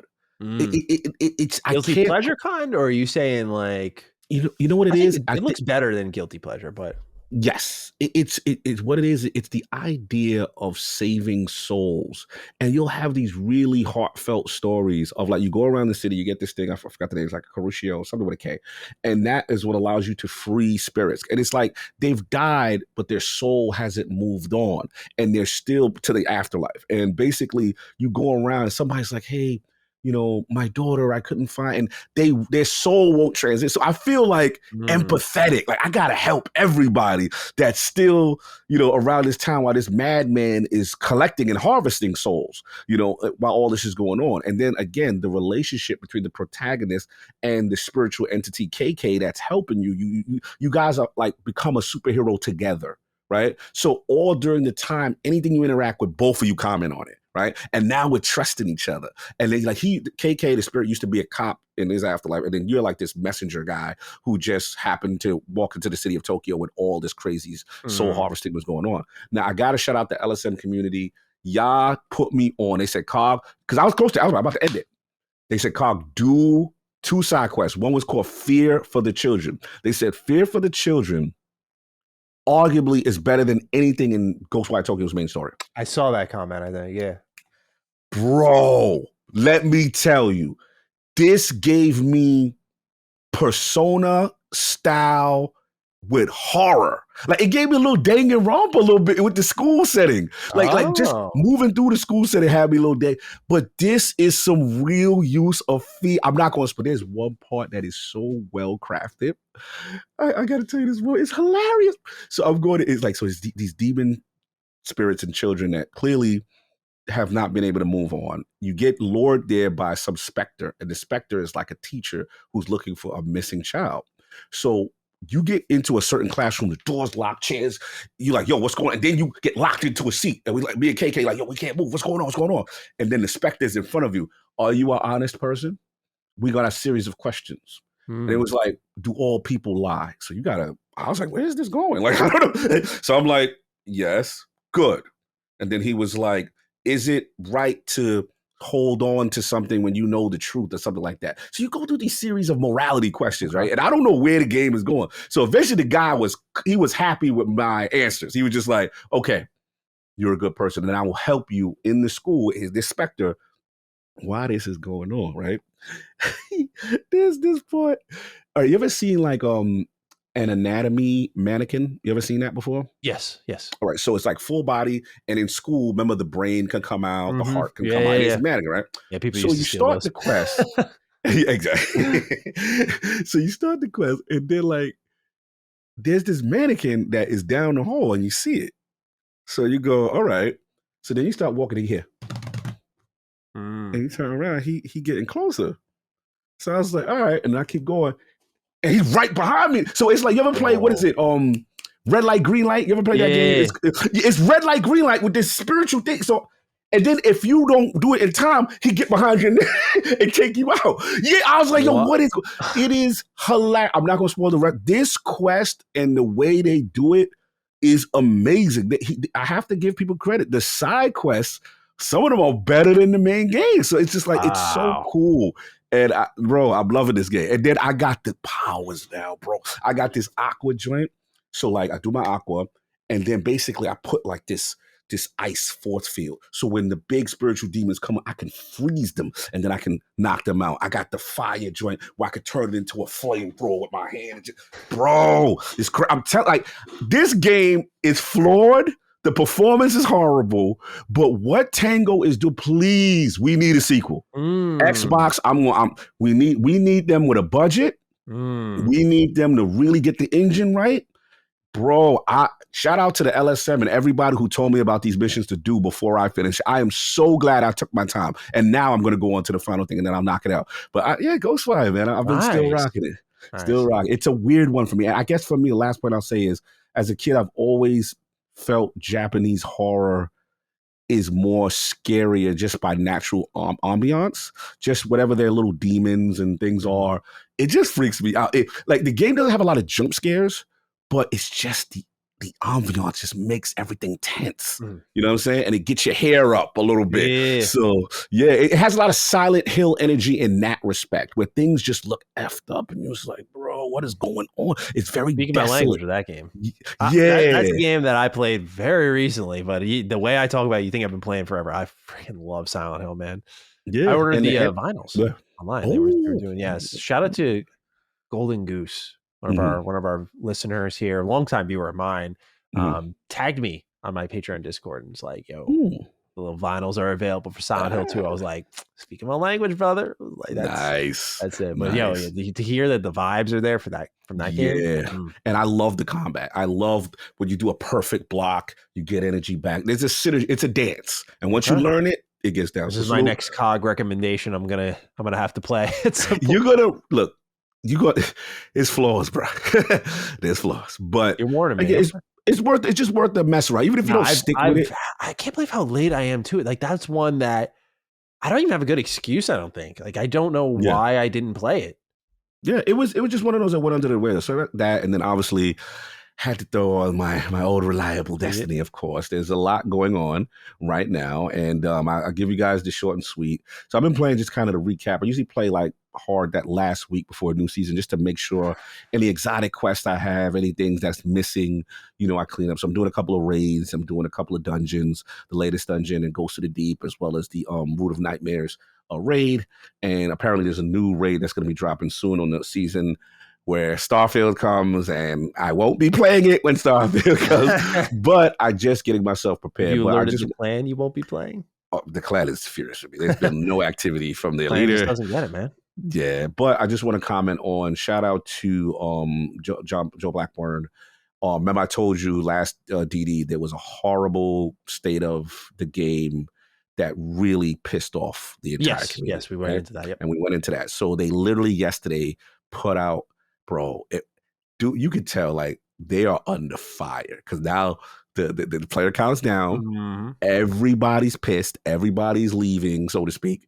And the guy's doing it. You could tell like he just woke up from and he's like, look, we got to talk to you guys more. It was a mistake the way we handle it. So they're taking the right steps on. Actually, they're going to have a dedicated PvP team. We learned that they're going to do that now. They're taking the steps to show, okay, we messed up. We need to be more transparent, and we're going to do a bunch of good faith acts. Now, again, it remains to be seen. I'm going to hold them accountable, but I thought it was a great positive step as far as the over monetization of the game and everything else that's been going on with the game from a lack of PvP and content perspective. And they say, hey, next week is the final shape, which is the big reveal. Right. They obviously getting us pumped for that. So I thought it was a good first step. We'll see. So I've been doing that, as far as prep. But those have been my two main games for right now. Nice. Mm-hmm. I've been so bogged down. Yes. I've been beaten up by how many games I have to play right now. You're going through it. I am, but in a good way. I recognize how lucky I am. So let's start off with all reliable. Baldur's Gate 3.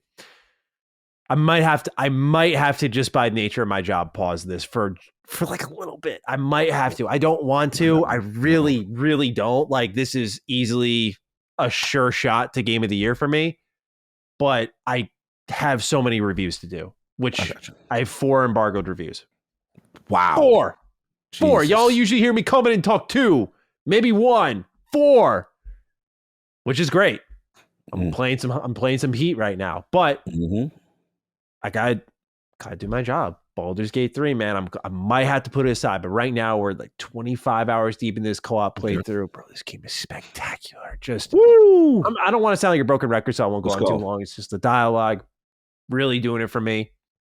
The combat and the layers, like just leveling up, building. I went to a little party in the game.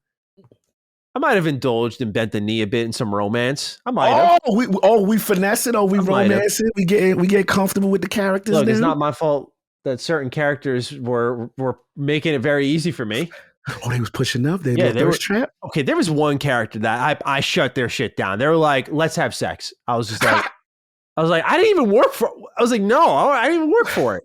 They didn't even buy you a drink. They ain't even. It was no foreplay. It was straight to business. Like Larion's so smart because then I went to the character. I'm like, all right, if I have to do something romantically, I think you're cool. Let's do something, right? So I talked to her. I'm like, all right, let's see what's going on. She's like, "No, we're better our friends." I'm like, "It's like, do you know who you're talking to?"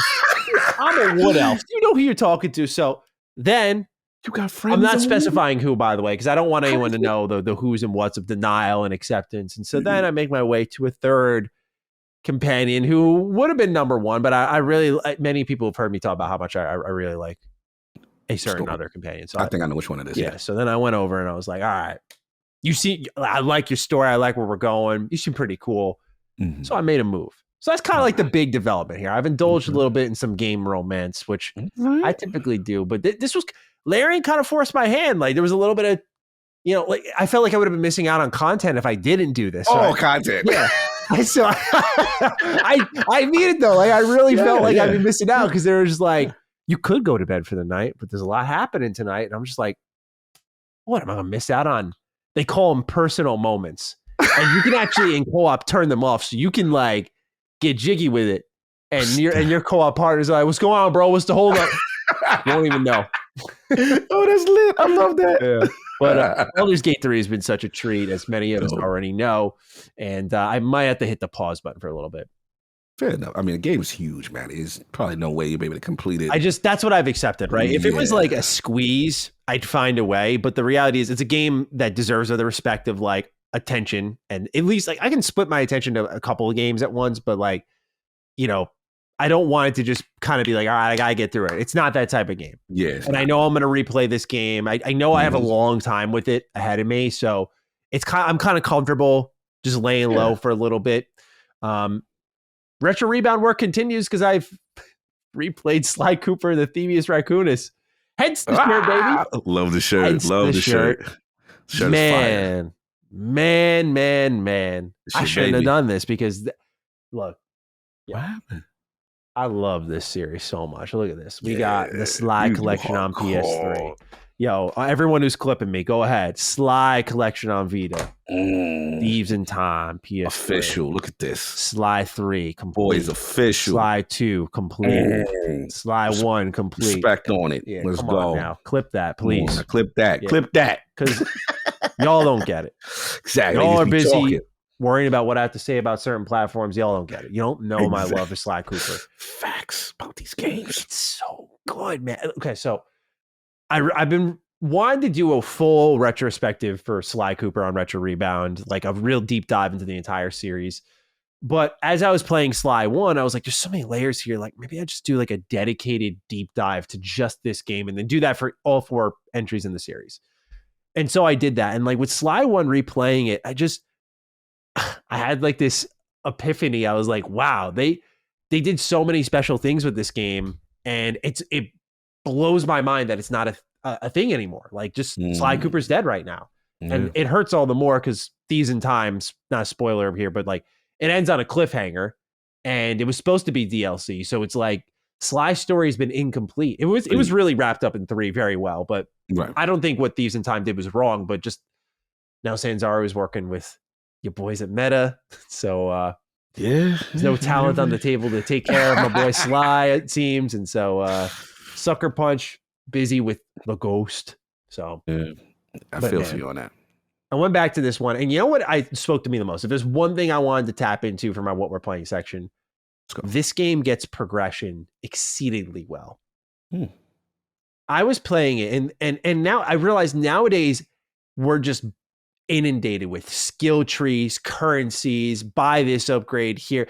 And there's not much wrong with that because as games become more popular, there's a simplification of how systems work. That's fine. But Sly Cooper 1, what I loved about it so much going back to it was you would find these clue bottles as you would in any entry in the series, and you would find the safe. And when you found the safe, you'd get a move, like you'd get dive or roll. But then you'd find in other levels different clue bottles that would upgrade those moves. And instead of getting coins and spending those coins on upgrades, in this game, it played into its like 3D platformy roots and said like, no, find the clues, earn the upgrades. And then it kind of played into the lore. Remember what you said with Ghostwire and how like the tone and the spirits and freeing them, that kind of buy-in of the world itself lets you love it a little bit more. Same exact energy here. Like it was that sort of like, oh, I love that. Like I got it as like a master thief. I'm sneaking through this level, right? I'm doing what I can to find the clue bottles. And then I find the vault. Bentley sends me the code and, I put it in. And then I get a little page of the Thievius Raccoonus and I learn a new move from my ancestors, which it's why I love Sly Thieves in Time, because I think it's such a cool full circle moment for people who've been there from day one. Like if there was any type of sequel they could have done, like that was to me one of the best ways to go about it. So I just had a renewed appreciation for this game. Like the themes they get into. Like, it's a very tragic start. Like, Sly's family is fucking brutally murdered and he's orphaned. That's it. Like, you don't see it, right, but you like, he's on a quest for vengeance, which is what you in Sly 2, one of my favorite games ever, in Sly 3. You just don't really see much of that Sly, but in the dialogue in the first game, like, he's very much like, I'm coming after you and you're going to pay for this. And it's a different type of Sly from what you see in the rest of the series. And even though it's an E for everyone, mild violence game, I just thought its themes and its dark tones, it got away with a lot. It really did. And just amazing presentation, audio, like the sound effects, the dun dun dun dun dun dun dun dun dun. Everything about this game is just wonderful. Everything about this series is fucking perfect. It's my favorite PlayStation series. I can't get enough of it. But going back, man, it was like preparing my body for the amount of work like I had to do. But I wanted to do it for Retro Rebound. I know I forgot the name of the write-in. It's on the tip of my tongue. I know who it is. I could see their face because we met them at an LSM event. But they asked like why I don't talk about Retro Rebound games much here on Defining Duke, and it's usually because I like to keep the content a surprise. But this is one that I just wanted to champion a little bit. Like, remind people who the GOAT really is on the PlayStation Nation. So let's go. Yeah, I just wanted to shout it out. And then, like I said, 4 embargoed reviews right now. So I'll be talking a lot more. For those who don't like hearing from me, you'll be hearing much from me. Nice. It's going to be lit, man. Big buff ahead. Yeah, we do. SFish616 is our first warm-up question, Cog. Hey, Dukes, over the weekend, IGN released a somewhat controversial video by Destin Legary about several developer Twitter threads saying don't use Baldur's Gate 3 as the new standard for RPGs. I do think some points were valid, but as Destin pointed out, several devs from major teams also commented, and this could be seen as very hypocritical to gamers. Then today, a developer wrote an article that was picked up by videogamedeveloper.com and completely glanced over the legitimate points of the video. I do understand not every game is the same, but it's like certain devs can't even think critically and acknowledge that the points that people are getting at. Just wanted your thoughts. Thanks. This has been a really big back and forth between gamers and developers alike. And I do think, I'm going to keep it real, I do think this game scared the shit out of a lot of devs. Because before it even came out in July, there was a viral Twitter thread going around saying, I'm going to gently push back. This should not necessarily be the standard. It was made in atypical fashion has been the term that's been tossed around. And it should not be what you expect from AAA moving forward because it's that good. And they were supportive. It wasn't toxic, but a lot of developers chimed in afterwards from Blizzard. The Black Rock chimed in. Yeah. Wait, I didn't see that. What Obsidian said? Josh Sawyer said that it was made in an atypical environment. He said, like, I'm sure there's passion and a lot of love. Like, he wasn't dismissive of it, but he's like, yeah, the environment it was made in is different. Atypical. Gotcha. Okay. But I think this game scared the fuck out of a lot of developers, bro. I think a lot of them saw what was happening here and the rallying around it because it's lit. Look, it's a CRPG. Let's call it as it is. Yeah, what it is. It's a fucking CRPG. Let's be honest. These games don't do this well. This is the biggest testament you can have to the quality of Baldur's Gate 3 through and through. Larian's been there, done that. This is the biggest testament to the quality they're putting forward, that a CRPG is one of the most played games of the year and ever on Steam. That's incredible. And so a lot of developers are seeing this and sweating a bit because we've had it a different way for so long. Not that they've been lazy. Game development isn't easy. It's very much impossible to be lazy outright of straight up doing nothing for your project. Of course. But what a lot of developers aren't getting from this is it's not a championing from consumers to say every game's got to be Baldur's Gate 3. Every game needs 3 years of early access, but it's more along the lines of a return to quality standards. That's all it is. And I don't think and S-Fish is on the money, in my opinion. None of these developers I've seen who have been commenting on it in a more derogatory manner don't seem to get that. We're not telling you to go make a game as big and broad as Baldur's Gate 3. We're telling you to shoot for the quality mark of Baldur's Gate 3. Don't waste our time. Don't waste our money. Don't pump it full of useless microtransactions, borderline useless content like fetch quests. Fill us with good stuff and you will see how aptly rewarded you will be. It's just that simple. But it's become a tug of war of as Destin put it beautifully, you don't get it, kindly be quiet, is what he said in the video, is what the energy is from these developers. Like, you don't work in games, but why is it so wrong? And again, I'm pretty much quoting what Destin said here, but it's perfectly put. Why is it so wrong for consumers who have been fucked so many times this year by awful releases to say, hey, we want more of this style of release, not this exact game and this exact development environment. No one's saying that. Why can't we get more of this quality? And the pushback I'm seeing is embarrassing. I think it's I'm sorry. I'm going to sound like a dick, but I don't care. This is my neutral, Maddie. Let's go. It's embarrassing that people are pushing back on this. This is a creative field. And I know as much of creative, it's business. I get it. I'm making a game, by the way. I get it. But you can see how many times it's not an anomaly anymore. When there is passion and when you care about the end result, you can win in the bottom line. And I know for some of these devs, they're stuck in a corporate environment where it's not as easy as Larian, where you have a CEO who is as invested in the gameplay as he is his bottom line. Okay.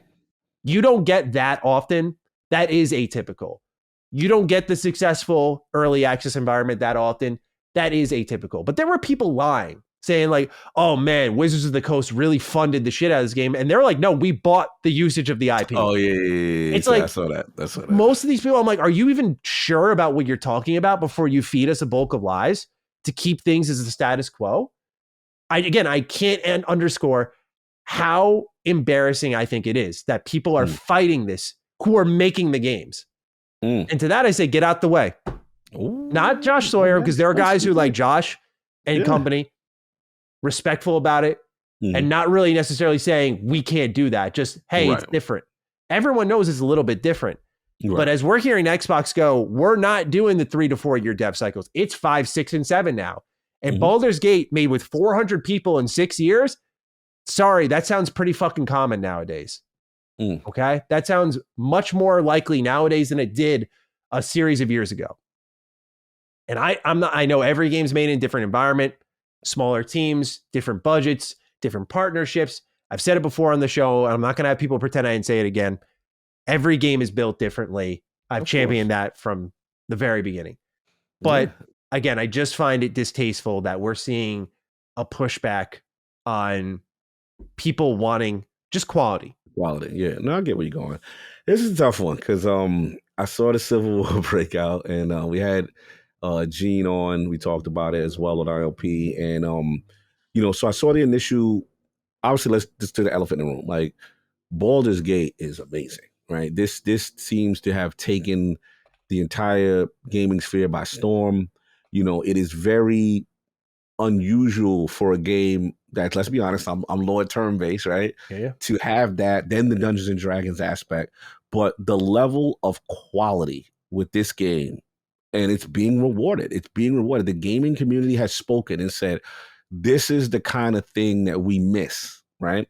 And I think a lot of it comes down to, let's be honest, the gamer feels like, we've been ripped off. We're in an era of, so many games are incomplete, broken at launch, microtransactions up the wazoo.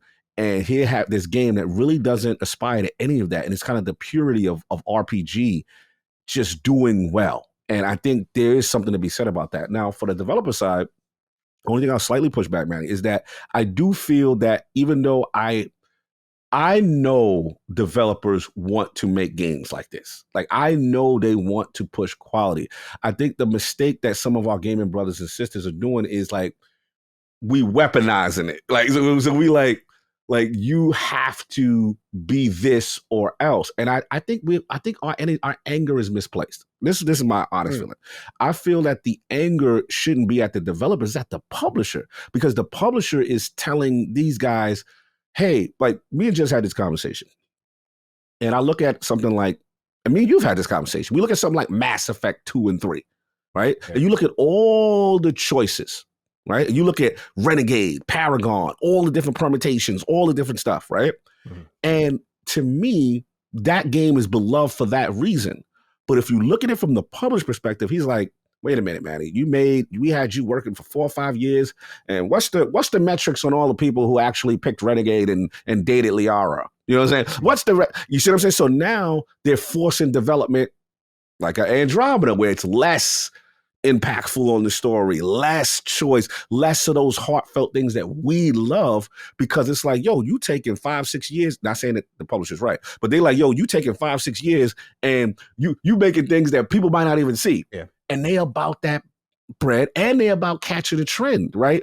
You know, games of service, battle royale, multiplayer. So honestly, me personally, I do think the publisher is influencing a lot of these devs. And that's why I always push back on the beauty of like acquisition with Microsoft. When you hear about, you know, Obsidian and they say, hey, we wouldn't have been able to make a game like Pentiment if it wasn't for them, right? We wouldn't be able to make a game like Grounded, you know what I'm saying, based on even the Avowed story, right? Yo, they thought it would be hot. The publishers would want them if they have the multiplayer. Yeah. And they went away from their core roots of what they do, right? So I think that's what it is. But I feel you. I'm with you on, I think it was my man Hargeet who said this. This is where I'm with you. There are inflection points in the industry that when a certain game comes out, it changes the whole landscape. People go, oh my God, yep. This is what it is. And we kind of have a new standard now. Right. And we kind of have to raise up, right? Because now the player has spoken and said, we will support this. So I do feel you on that part. I just think that I think every developer wants that, but I just don't know if they're allowed it. That's just where I'm at. And I think the publishers are getting away with murder. I mean, we're killing Destiny right now for the foolishness that they're doing. And we push back and we're like, no, we're not buying that. We're not supporting that until you get it together, that kind of energy. But this is a good topic. I'm super curious now in a post VG3 world, you know, and also I'm super curious as like with the Game Awards, right? If this thing wins, right, it will be a big statement as well as far as the future of industry and game development. And maybe what you're saying is right, which is like, yo, maybe we need to have that early access, that feedback, that tweaks and gets it to the state that they launched their game. Maybe this is a moment that says, hey, the way we're doing it is, well, maybe we should mimic what Larian is doing, right?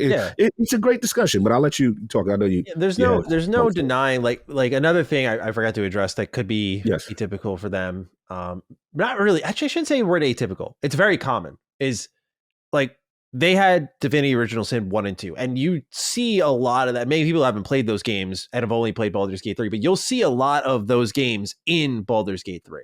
And so they've had the benefit of tech being established, so they could start content building quicker, and they could respond to the bugs, features, changes, everything they wanted to do way faster than any game they've probably previously made. And so they could focus a lot of their new budget and efforts on the presentation, the new camera, the new way dialogue works, all that great new bells and whistles that really add to the product, that type of stuff. But at the same time, you know, when I look at what's happening with Baldur's Gate 3, like, yes, the publishers are to blame for sure, because they're the ones who are handing the check over and saying, you got this much money this quarter to make this and hit these milestone goals, right?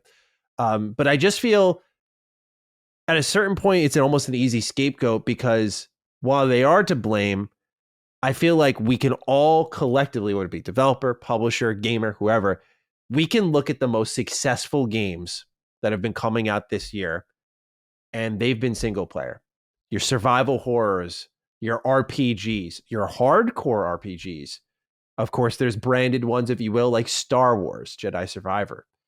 You have branded ones as well, like Hogwarts Legacy, but again, open world RPG. I mean, I just feel like fighting back against this in any capacity, whether what level you fall on, is engaging in trying to maintain a status quo for convenience. Yeah, it's going to be a fight to change that stuff.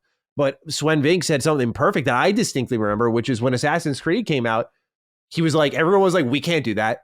How many games copy the Ubisoft template now? Still to this day. Not that I know you're not saying all this, but I'm saying to the listener, like, every developer is scared shitless, and then they're going to realize that a lot of these games are going to follow in the footsteps of what Baldur's Gate 3 is doing here. Not to a T. I'm not saying all of a sudden you're going to see every game go, we need our own CRPG now.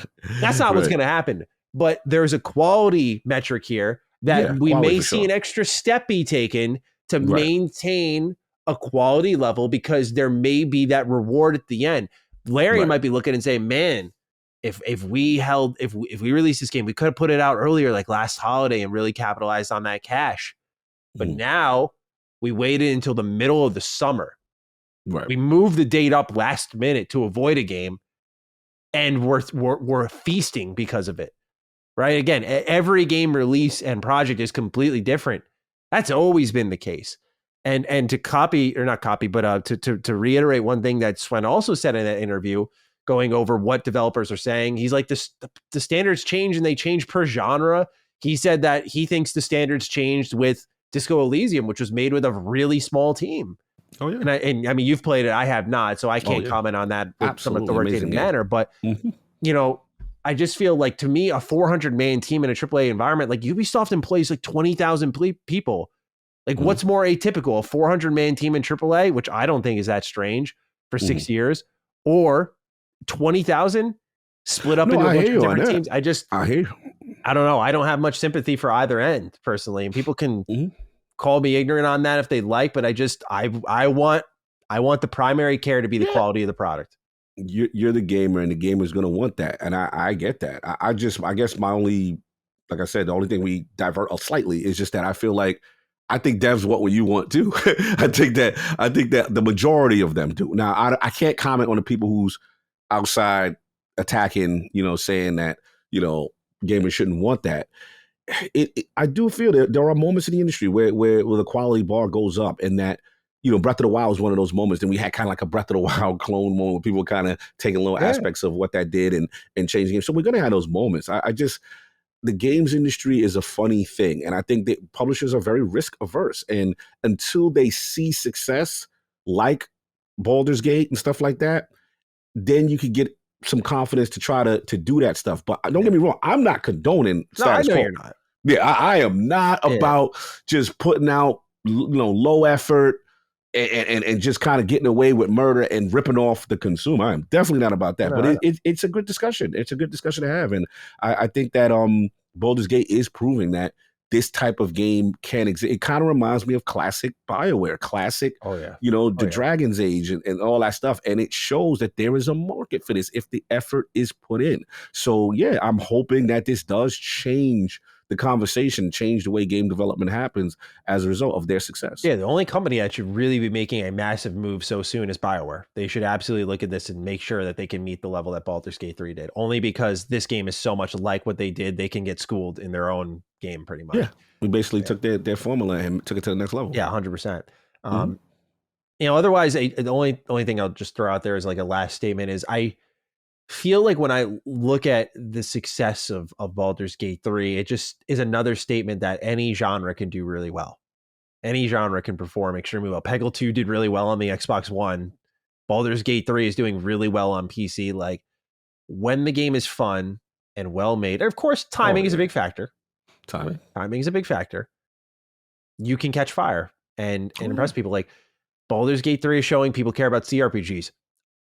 I just don't know why these publishers get risk averse, because when you take that risk, it's a massive payoff. Square Enix reminded people why pixel art games matter with Octopath. They did. They got 3 million sales on just Nintendo Switch with that before a Game Pass deal and everything. They made tons of money off that to pour it all into Octopath 2 with one of the best JRPGs, in my opinion, ever made. Like, I get the initial fear of a risk, but when you follow trends, you end up like the next Battle Royale game coming out or something like that. And it's just, you fall in line with these survival games. It's like in my eyes, the only way you stand out in such a saturated market is by taking that risk. And I'm not saying you got to go all in on the bank. That's where you measure things out. Like, I'm not saying go spend millions and billions of dollars on a Baldur's Gate 3 like game. But if you're going to try something risky, try to measure it so you don't sink yourself. That type of stuff, man. I get it. I know you're not saying, I'm saying though, again, for the listener, just I don't have much sympathy for the risk-averse publisher, because to me, it's like, then you're caring about one thing. You don't care about advancing things.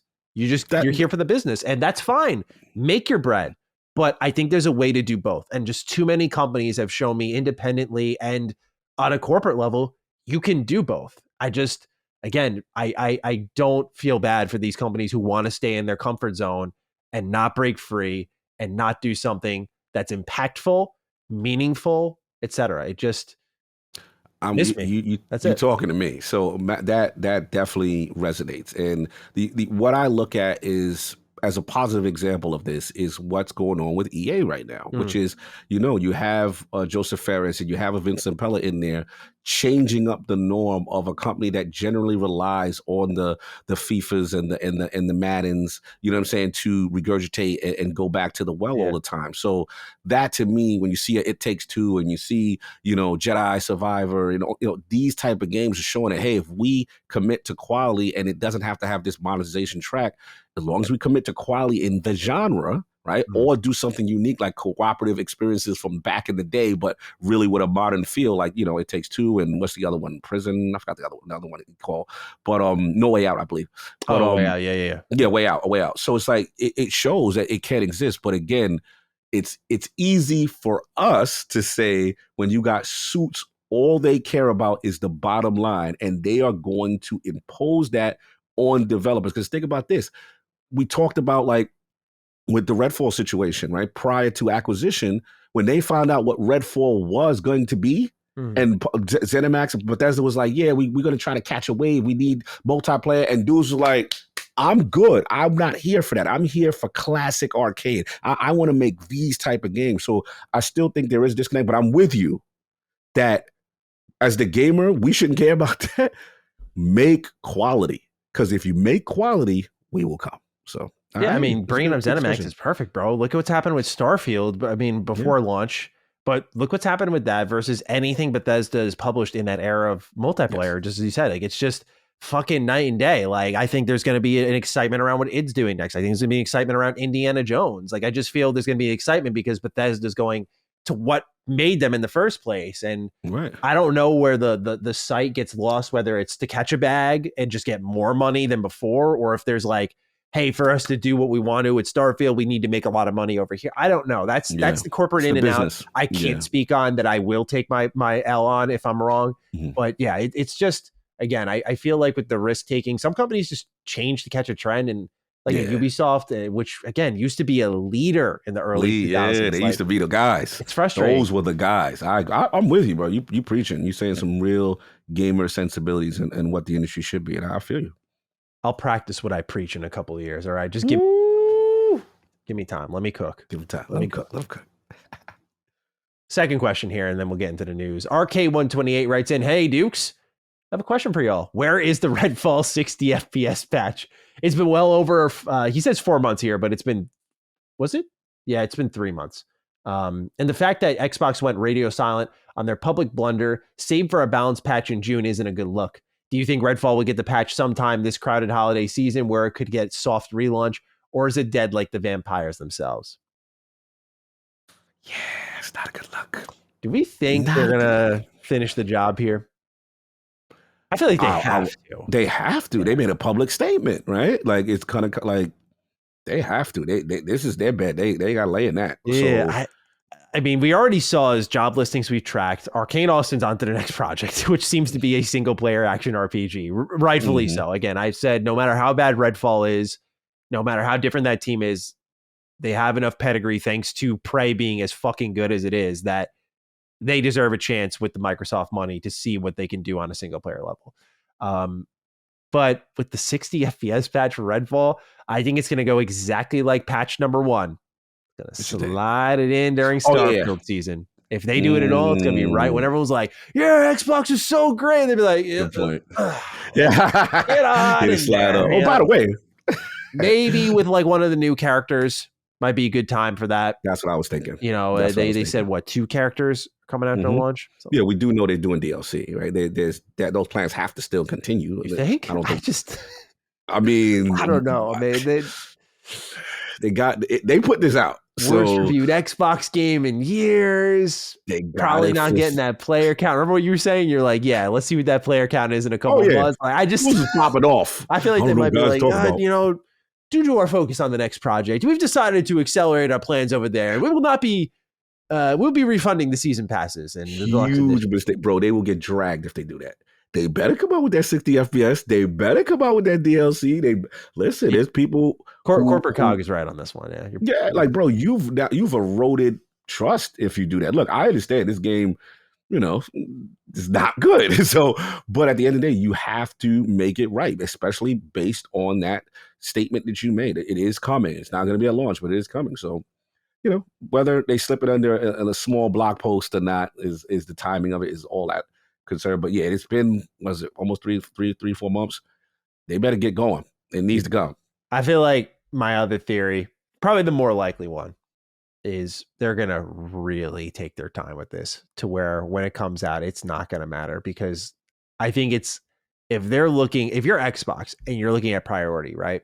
You're probably looking at the player count, which I'm going to wager a guess isn't that high. Okay. I'm going to get really ballsy here and wager from the hip that not a lot of people are playing Redfall as we speak. I would agree. So Xbox, being the player, metric driven company they are, might say, more players may appear in this new thing you're working on. So why don't we do like a 90-10 split here of like most of y'all focus over here on the new and the other 10%, you just toil away on that. When it's ready, it's ready. Take your time, paying your check anyway. And maybe like at the top of next year, it's like, hey, it's out. Yeah, I think it'll be like a live team. I think the majority, as we know, has moved on to the next project. But I think there's what I consider like a dedicated live team that's still working on the day-to-day, the maintenance and all that kind of stuff, which is probably smaller in conjunction to the whole studio.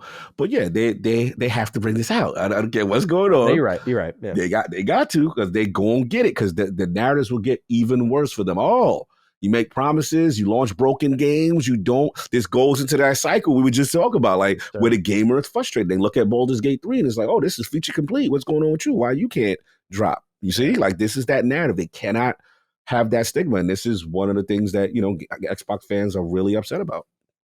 With that, Cog, it's time to get into the news. Number 1, THQ's annual showcase took place this last week, and there was a surprise announcement despite prior leaks. Teenage Mutant Ninja Turtles: The Last Ronin was announced by the publisher to be in development with a trailer to boot. The developer responsible for this latest rendition of the Ninja Turtles is Black Forest Games, whose most recent outings were the remakes of Destroy All Humans 1 and 2, along with the widely disliked Bubsy revival, The Woolly Strike Back. Paramount Global's Senior Vice President for Games and Emerging Media, Doug Rosen, described the Last Ronin game a few months back as an ambitious AAA title reminiscent of the modern God of War games. It was then he also said it was likely a few years off from release if the trailer wasn't enough of an indication for you. Meatball writes in, "Good day, Dukes. Hear ye, hear ye. It's time to let our boy King Maddie cook. I know you saw that teaser over the weekend. Why is TMNT The Last Ronin worth checking out? And what are your hopes for the game adaptation? Cheers. And thanks for all the Health is Wealth coverage lately. You guys are motivating a lot of people, myself included. Thank you, Meatball." Low Meatball. Talk your talk. Talk your talk, Maddie. It's time. I'm here for this. I love how you got the Bible on you. Hear you speak the good word. Yeah. All right. So let's start off with why you should care. Let's start off with why you should care. Fellow Dukes already know, but maybe you're a new listener. It's Starfield season. We know we got a lot of new listeners in here. We had a write-in. I apologize, I don't have your name here, but they put it perfectly. We have a Defining Duke book. That is The Last Ronin, right? That is the book that binds the Dukes, right? We have a game for that. We're looking for a movie for that. We're going to try to figure all that out. But The Last Ronin is the Duke's book. The reason you should care about it, even if you've bounced off the Turtles, even if you've never read the Turtles, even if you know nothing about the Turtles, there's a legacy there, right? You know about Raphael, Michelangelo, Leonardo, Donatello, Master Splinter, Casey Jones, Shredder, April. You know them all. You know the legacy there. They're iconic characters. So there's at least a sense of familiarity there. And that's what The Last Ronin works so well with, is it makes a story in a grim, dark future about if there was one turtle left and all his brothers and his master were slain in battle. And he is on a quest for vengeance. That's all you need. Go read the comic. It is a mini series. Cog's read it. I've read it multiple times. It's a 5-volume series. For those who don't know, 5 volumes, it's 200 pages. It's comic book. You'll be done in 2 hours. It's about $20 on Amazon. It is probably the best comic you can read right now. It is that good. You're going to watch members of your childhood lose their lives in real time. It is gut-wrenching if you're a Turtles fan, but it's legitimately good stuff that reunited Eastman and Laird. Like, it is legitimately good content there. Not only that, but because of the tale of death that surrounds it, your turtle, who I will not spoil who, we won't say, is killing. He's not out there knocking dudes out. He is cutting heads off. He's stabbing folks. He's bashing them over that. This is going to be a very dark, if they do it right, M for Mature style game that's going to catch a lot of people who did not listen to the Dukes off guard. Make no mistake. Do not sleep on this at all. My hopes for the game adaptation, though, Meatball. Let's go. Okay. I gotta be a victim for like 5 fucking seconds. I gotta be a victim for 5 seconds. Oh, the glass came off. Why is everything I really fucking care about, why does it get put out to teams that put out games of like highly questionable quality? Why? Aspire. Look, I was the biggest champion for them. You ain't burning me twice now, though. Aspire was like, yeah, they've only done ports, but they care. I was a complete simp for Aspire, bro. I was like, man, no one's doing what they're doing. And they lost the whole ass project. Even if I thought it looked good from what I saw, they lost the whole ass project. It was so bad to PlayStation and Disney. And then you got every developer in the fucking world that you can pick from. And the Last Ronin goes to the developers of the Woolly Strike Back, bro, to make a God of War style game. Now, that confident? Now, Maddie, you're like, Matt, just calm down. Destroy All Humans 1 and 2 remake were not bad. Yeah, I reviewed both of them, and they were good. But even they had a lot of technical issues that were widely documented in my coverage. I'm just saying straight up, this was not my first pick. Does this mean they're going to blow it? No. But does this breed confidence within my soul? Absolutely not. Fair. And I hate that. I hate that. Dude, how fucking long have I been begging for a AAA Ninja Turtles game? If y'all have listened to Maddie, yes, you've heard me champion like Rocksteady. I'm not saying I imagine that was going to happen, but I've said for a while, like a Rocksteady TMNT game is what I've had in my dreams forever. Since I played Arkham City, where I saw Batman done right in an open world. I was like, give them the Ninja Turtles license. Give them it right now. It's gold in the making. Give it to them. It never happened. That's okay. But when I think AAA God of War style game, this is not where my head goes. Now, crazier twists have happened. Let's go. I've been wrong before, namely with Guerrilla Games. Guerrilla Games is my number one L in that regard. I was not a believer that the first-person shooting Killzone franchise and the developers behind that could transition and make a really good third-person open-world game. But I loved Horizon Zero Dawn. I haven't played Forbidden West, so apologies. But I loved Zero Dawn. Great world, cool story, cool character. I like what they did there. So it is possible. But I am so immediately annoyed when I saw, but I hate that when I read the tweet, I saw the trailer, everyone was tagging me, which I'm honored, by the way. Shout out to our fellow Dukes. Shout out to the Mr. Matty audience, the Retro Rebound audience. Y'all know how much this means to me. I hated that when I saw developed by Black Forest Games. I'm like, who are you talking about? Are you kidding? I was like, no. I was like, I didn't recognize the name. I was like, part of the dreamer in me was like, Sony Santa Monica. Like, this is the game that they've had tucked away on this. I was like, when I saw it in the first thing, I was like, wait, who's that? I was like, oh no, I asked who it was. Oh no. You wasn't pumped. You wasn't feeling that day. But let's transition a little bit. All right. I don't want to be a negative Nancy. Let's go. Come on. That trailer was fire. Yes, it was. That trailer was fire. If you've read The Last Ronin, like the Dukes have requested, Cog, I know you have. That trailer, tone-wise, that trailer, like it's a if you know trailer. Yes. You watch the candles get blown out. You pay attention to the shots in the background. You know who's going down where, pretty much. And some fucking good stuff there. Like that tone wise, I was like, okay, tone definitely. Okay. If this thing's getting loaded with a budget, I'll become a believer. But bro, I'm fucking scared right now. Like my heart is in this thing, man. Like I want to believe. I am going to champion this thing. I want it to be good more than anything because I have been begging since a kid for a high-level Ninja Turtle game. Like, look, bro, I am so down bad. I defend TMNT out of the shadows. That game was busted at launch, bro, but that was the closest I got to an Arkham-style TMNT game. I have wept and dreamt of a day like this where I could get a promise of a TMNT game in a AAA capacity. And so help me God, Black Forest, THQ Nordic, if you fuck this up, I am going to go into an insane asylum because I have been begging for this for so long. But the kid in me is so excited, even though this is not a kid-friendly story. The idea of one turtle with all 4 of their weapons, the combos, capability. I mean, it's perfect for a video game. But the reality is this, bro. You get one shot at this. There is no, we'll remake it down the line. You get one shot to not fuck up the Last Ronin. I hope they get the pressure. I hope they understand what they're in for, man. I really hope this isn't like a THQ like, we can get that license? Word, okay, let's do it. Black Forest, you're not doing it? Okay. I hope there's so like I gotta see developer interviews.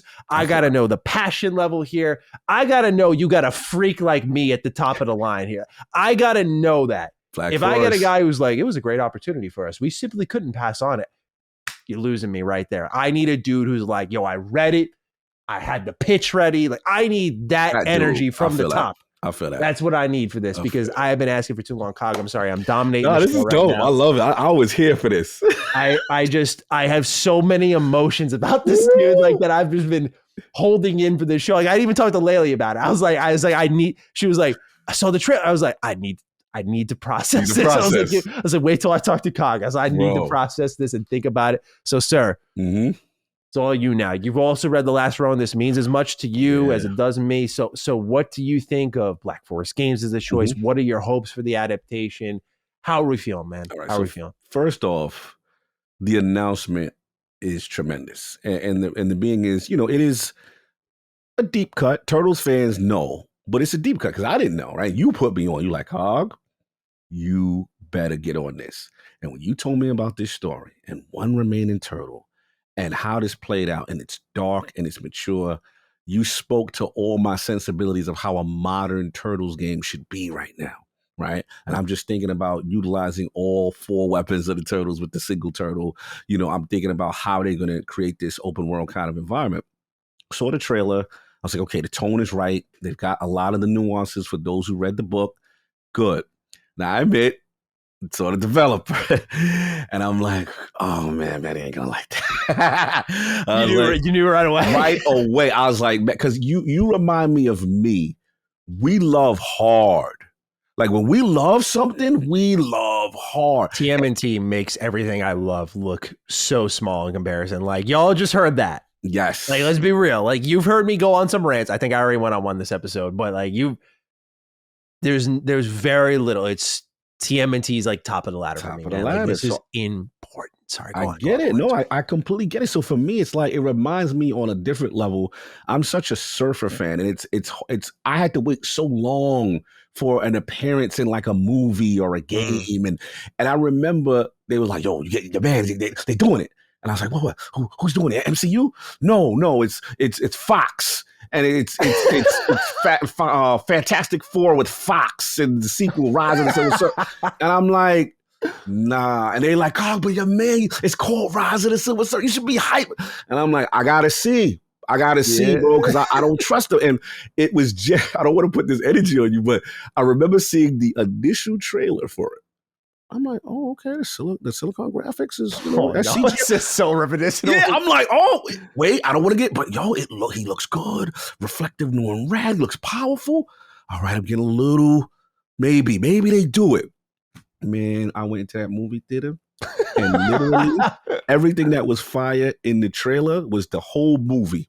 That and I was like, oh no, this is hot garbage. So I won't want to put that on you, but I will say this for the game translation. They're not the most reputable. We will say that. But I did play the Destroy All Humans joint. I thought they were good, solid games. Obviously, there was a couple of technical issues. This is a huge license.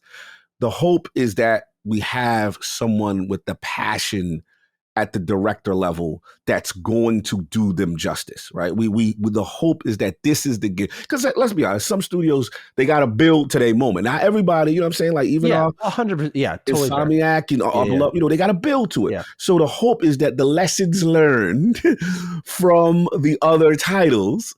Bubsy, 43 open critics, 0% critics recommendation. Continue. I mean, that's the hope. The hope is they learn and that they will make a solid product. So what I would advise them to do, like for us, if you're listening, consult Mr. Vanny Flair. I will do it for free. Yes. I'll sign whatever fucking contract you want.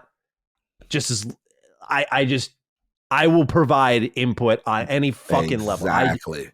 Oh my God. You need to have. This can't suck. It can't suck. It can't. It has to have people who truly appreciate the Turtles in this story. And they have to, you cannot cash grab just off a license. So that's what I'm hoping for. You know, I still think the potential is there for, single player Turtles. Like, bro, come on. Open. Like, you really, not that you can't mess this up, but this is a gimme. No, I don't mean to interrupt you. No, please. Sorry. I think you can't mess it up because we haven't got a AAA Turtles game really ever. We've got a lot of pixel art games, which I've loved. Look at the art behind me. I love it. I love it. I got the arcade cabinet over to my side with Turtles in Time, the OG 84 Turtles game. I love my pixel art era. I love my 3D cell shaded era of 03 Turtles. I do have the copies next to me. I don't. Oh, but wait, hold on. There we go. But wait, there's more. What we got? We got the DVD set here. Okay. Let's go. We got a lot. This is my favorite era here. Let's go. Okay? We got this era of.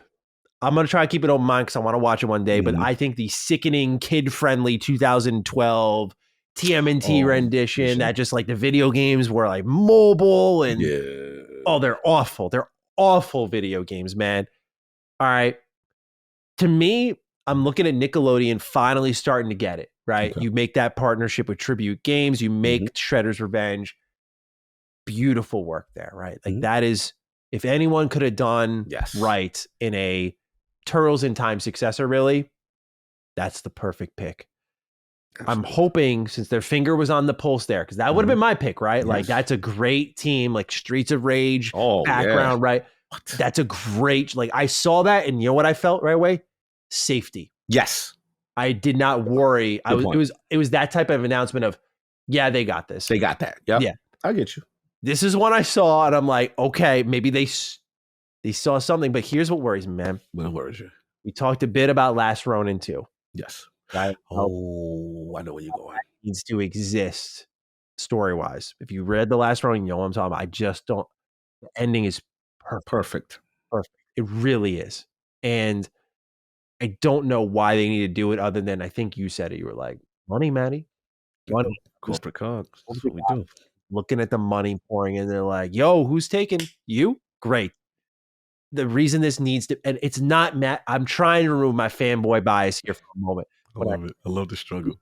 Needs to be nailed for the future of AAA TMNT games. It's riding on a fucking studio that did Bubsy and the Destroy All Humans remakes to determine, in my eyes, that there are going to be more AAA Ninja Turtles games because we never got one. In a series that's gone on for like 40 years, we have never got a true attempt. We've got movie tie-ins, pixel art games that are fantastic. We have never gotten an attempt to do a big budget Ninja Turtles game. Good point. We have not. We've got a million renditions. There was a great TikTok someone sent me on Twitter. It's a fellow Duke sent it to me and said, you got to see this. And it said humanity every 5 years. And it's like a guy having a conversation with himself, pretending he's like two different people. And he's like, what if we did the Turtles again? They're like, but we just did it. Do another. Do it again. Right. And and it went viral because it's so true. Every couple of years, they just reinvent the Turtles and just run the wheel back again. Run the wheel. This could be the start of a new era. I'm telling y'all. No, you're right. If they do it right, this could really set something on. That's why I'm pulling for them. It's like, again, we know the track record isn't necessarily the greatest, but some great studios have, if you looked at what they eventually became, look at their first kind of stars, that some of them games wasn't all that. Yeah, but that's in like usually the PS1, N64 era. Like things were cheaper. You could kind of fuck off a couple of times, but this is like, and I'm not gonna act like Destroy All Humans 1 and 2 remakes aren't good games. They were good games. But to me, it's the technical state, bro. Destroy All Humans 2, I don't think I fully recommend it because like it was so buggy at its launch, man. Like we can't. We can't be having that in general, but let alone with my beloved Turtles. How are you feeling about THQ as a publisher in this? Like, how you feel about that, their role? I'm a little worried because we know how much was really riding on Saints Row for them, right? Yeah. And they kind of didn't have an answer, which is why I feel this may be a reactionary deal because getting a good Turtles game, I mean, it's a motivator too. Yeah. Like it's kind of a lifeline. Right. But THQ is like, when I look at them, they're really and I say this with love. They're like the king of the mid right now to me. Like the mid king. Oh, not the mid king. But I say that like they produce these 7 out of 10 titles constantly that have like a unique angle or a charm to them. And I'm hoping they're up in their game, like Alone in the Dark, the remake. Actually looks really good. It looked really good when I saw that. That looks really good. So I'm hoping they're taking a step forward, but like I have love for them, bro. They brought back Kingdoms of Amalur and put out a new ass expansion for it. That never, ever could have happened without them. So I got love for them. And, the bringing back Destroy All Humans, they funded my AEW game, man. That's where I was about to go. I was about to say, are you getting AEW? Quality measurement, man. It's not there with them. Like they got the nostalgia ties in me. I got a million games on a PS2 shelf that got THQ branding on it, bro. I got the Nicktoons games. They're all there. But dog, their quality measurement's not up to put. I don't know if all of us, if they pull a 9 out of 10 out of their ass with this, I'll know it mattered to them. Yes. But bro, you're right. Name. Maybe did they publish? Were they behind Dead Island 2? Did that end up in their publishing hands? I want to feel like they switched devs. They switched devs a ton. That's why I don't know. But I feel like THQ got that one. If so, that was really good. I loved Dead Island 2. Yeah, Deep Silver. Yeah, Deep Silver's in the Embracer group. It's in the Embracer group family. Yeah, and they turned that around. That was actually development hell. That's like my one straw. That's your one straw to hold on to. Yeah. Because like here, we have a great write in here from Vonoran to kind of just carry it a step further. I wanted to address it because it's a question we're answering anyway. Hey Dukes, TMNT Last Ronin has a developer and publisher, Black Forest Games and THQ Nordic. How's everyone's confidence level about this being an awesome 3D Turtles game? Recently, Daedalic Entertainment put out Gollum with their team of about 100 employees and questionable experience with the third-person stealth adventure genre. The port studio S.T.A.L.K.E.R was overseeing the KOTOR remake before that development was snatched from under them. Will Black Forest Games defy expectations and release that reported God of War level game? Or will this be the third strike in recent games industry trends of a developer benching way beyond their weight limit and expertise with a famous IP? And it's just that last sentence. So paramount to the conversation here, pardon the pun. I know Paramount's involved. It's beautifully laid out. Like you look at Daedalic, like Lord of the Rings, treasured IP outside of Shadow of War and Shadow of Mordor, really hasn't seen much games. So when you see the Gollum game, you're like, you have to have a good idea for that, right? Oh boy, did they not. Boy, I don't know how that got past design. I don't. Yeah, it was rough. And then Aspire, like, what I am biased with Aspire because what I saw, which I can't, what I saw looked fucking good to me. Okay, I don't know what updated build eventually made its way that I haven't seen. I don't know what PlayStation signed off on or did not like. Same with Disney. I don't know what happened there. But here's the safety is that Saber Interactive is a trusted team. Yes. I can trust it. I feel a little more safe now, actually. Yeah, I like Saber. Even if the developers switch, I feel a little safe with Saber. But Black Forest, man, it's like, oh man, it is an interesting choice. I will give you that. It's just the reasonable side of me is just screaming at me like, dude, this is the same story you've been through twice now. Don't expect too much here. Like, I feel like what we're lining up for is a good game with caveats. Right. Where it could be, man, there's so much potential with this, but I feel you, bro.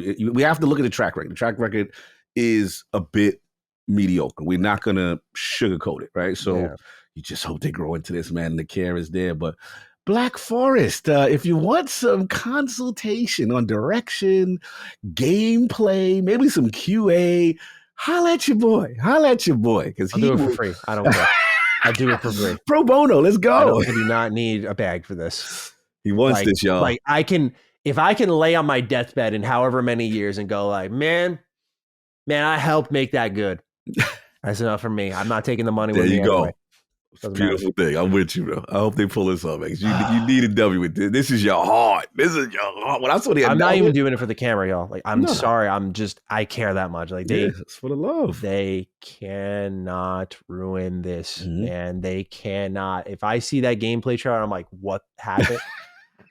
It's over, man. I'm gonna be so upset. We can admit, though, we're at least happy that the license was snatched to see perceived value. So they whoever it was saw that this is something that, hey, if we jump on this could be. So I am excited about that part because they understood the value there. But yeah, to your point, they got to nail it. They can't mess this up. Like, this is a hardcore group that we want this done right. Turtles needs to be done right in this way. They should make a show out of it. Like, I just feel that's so obvious to do too. And to see some of those scenes play out, I think would just be insane. I just also think it would be a nice olive branch for me to hang on. I'm like, well, if the game sucks, I still got the show. You know,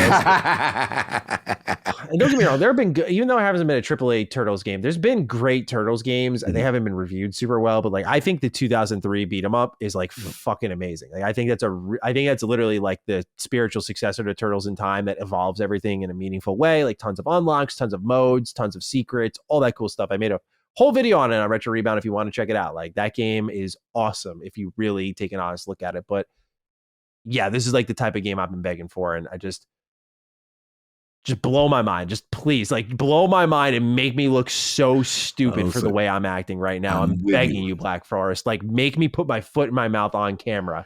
Seriously, like, it'd be dope if they show out. It'd be dope if they show out. That'll give you confidence. But it's years from now, so we'll see. I'll simmer down by that point and accept it by fate. So we'll see what happens. We're going to pay attention to that Twitter account. Do I know that? Oh, yeah. Number 2, the Xbox Series S has become a topic of fierce debate, especially as of late. This comes thanks to many games, but 2 launches in particular. For starters, there is Baldur's Gate 3, which has delayed its release on Xbox due to not being able to get split-screen co-op running on the Series S. They simply can't launch on Series X alone due to what is called a feature parity clause implemented by Microsoft. What this means is that the version you get on Series X, the more powerful console with added overhead making it less difficult to make games for, must offer the same feature set on Series S without compromise. Meanwhile, Halo Infinite suffered a similar issue with split screen as they canceled their split screen co-op campaign offerings after launch. Now, Turn 10 must delay what Forza fans believe to be key features until after launch, including spectator mode, racing with AI and multiplayer, and, you guessed it, split screen. Turn 10 plans to release these features after launch, but has nonetheless reignited this debate amongst gamers. Okay, let's turn our attention to Ladies, who writes in, "Hey boys, Turn 10 announced that Forza Motorsport will be missing multiple legacy features, with the most notable being split screen. I'm growing increasingly frustrated over Microsoft's inability to release a feature-complete game, particularly one that's already been delayed. In addition, split screen has been missing is a no doubt Series S issue again. If Microsoft's own developers are struggling with the Series S, then what hope do we have for third-party developers?" Now, Cog, we had a pretty long discussion on this last week, but now seeing that split screen co-op continues to be a problem and the feature parity clause being a thing now in the public knowledge, this was news to me. I apologize if I've overlooked it for a long while, but now that we know that Xbox is saying whatever you put into your Series X version must be on the Series S version, a lot of the conversation, I saw a great article over on Windows Central Gaming, is do they revoke it? Do they revoke it for certain games? How strict do you want this to be? Do you make exceptions for split screen co-op? You've been the champion of little man. I've only had the big man in all of my series playtime. No So doubt, no doubt. you are the one who I kind of defer to for the Series S opinion. So what do you make of this reignited debate? Because I do think, while I've been a defender of the Series S, from my perspective, I'm like, this is fair. I think it's fair to bring up that while we've talked about skill levels and games are being made differently, I think we're noting a consistency across 3 games with a particular feature, and all of them either being nixed outright or coming to the game much later, like Baldur's Gate 3 and Forza Motorsport. I had this weird theory, by the way, of like Game Pass for certain games playing a factor, like added content, stay engaged, player count. But I mean, I'm sure that could be a benefit to them. What do you make of the feature parity clause and what's going on with the Series S right now? Yeah, this is a good one. And again, it's fair to bring up. I don't think it's unfair to bring up because obviously we had Halo Infinite, obviously the Baldur's Gate situation. Halo Infinite with split screen was announced, and then as it got closer with Staten, it was dropped, and then it didn't launch with the feature. Obviously, Baldur's Gate we know about, where Larian has outright come out and said, "Hey, we're having an issue, with the Series S as far as getting that feature. We just need a little bit more time, and Microsoft requires the parity." That's I think when we first kind of learned about the parity feature, and then now we have the Forza Motorsport situation, right? Which was like, okay, there's some legacy features, that are not going to be there. And I think this is fair discussion. I'm never going to say, dude's out of pocket. They just hating fanboy. I'm not doing that. What I will say is, I've done some research on this topic extensively from people who do not have any dog in the fight and are not at Microsoft. So, the vibe I got is, because I go straight to it, Maddie. I'm like, look, no man can't do it.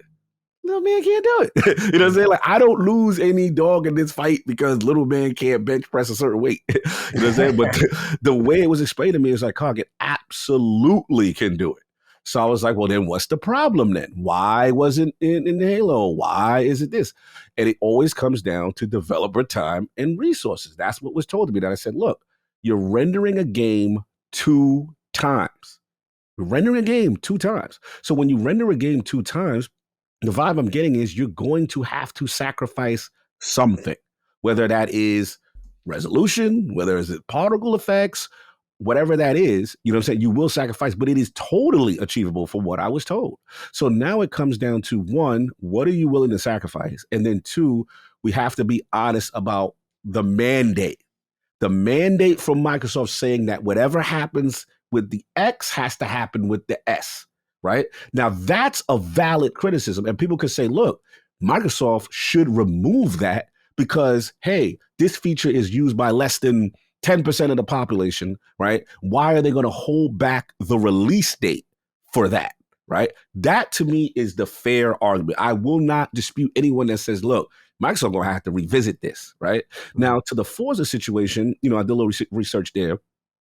The vibe I'm getting from the Forza situation, they revamped the whole engine on the back end with Turn 10, right? So they talked about, obviously, the split screen. They talked about the AI spectator mode, and then they talked about AI racers. From what I was told, Forza is revamping their whole thing.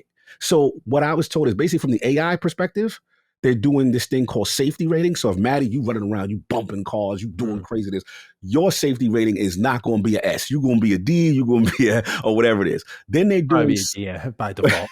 Exactly. You doing, you rear ending and doing all type of craziness. You're going to have a reflective safety rate. Then they're also adding your AI into your actual user rate, like your skill rate. So think of it like the Halo old school multiplayer ranking system, like how you do well, how you complete, how you competing, how you're qualifying and all that stuff.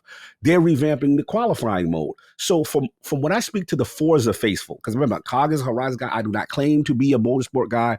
That is not what I do. But I ask, is this like legit? And they say, yo, this is better for the game, right? They revamped the engine to the point where I was told, again, shout out to my man Noof that was on their podcast, my man Mental, who are like, they're hardcore motorsport guys. And I was on Gaming Fuse, and he was telling me, like, Cobb, the old engine was to the point where if you used the steering wheel, you had a disadvantage against people who use controller. So from my understanding, this is a complete revamp. So for the quality of the game, that solves the AI stuff, whatever. Now, what I won't excuse, this is just me, is the spectator mode. Because to me, I think that is something that was a legacy feature. And I'm not excusing the split screen either. Like, these are legacy features. People want to see features that were existing in the series come to the series.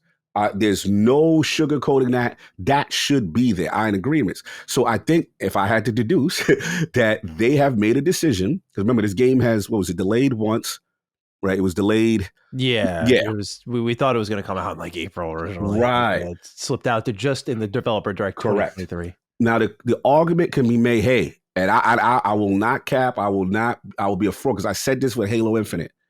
Launch feature complete.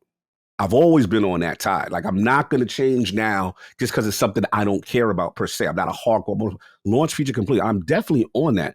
But clearly they've made a decision that they are going to launch without the spectator mode that I heard is coming later.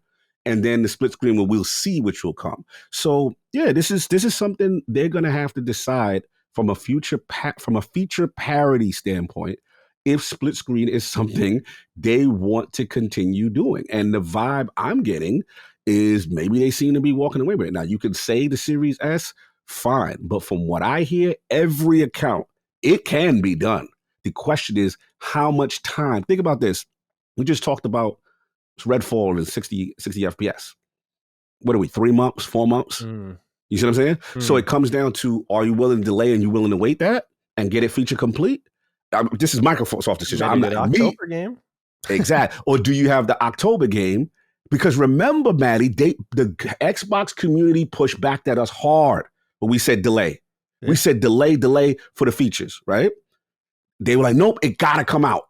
It gotta come out.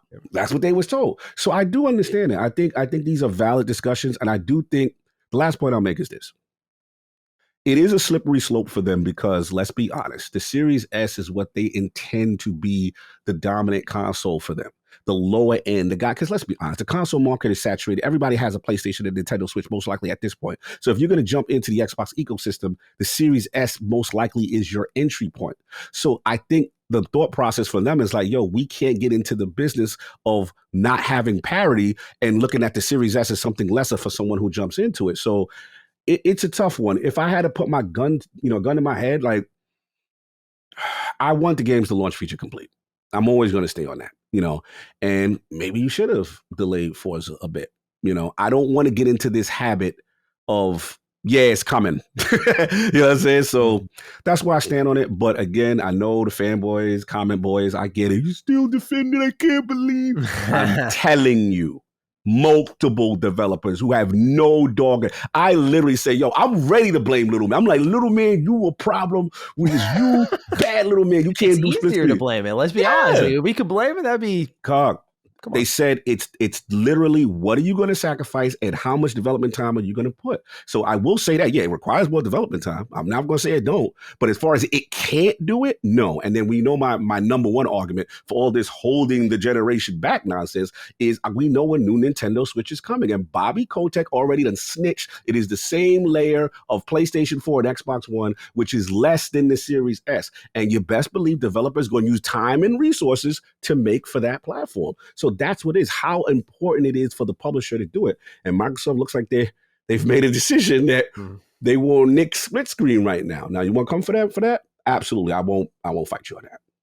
Beautifully said, man. Wow. I think you had one of those talking sessions where just like 8 different points came to my head. I was like, oh, I want to start with that. I was like, no, I want to start with that.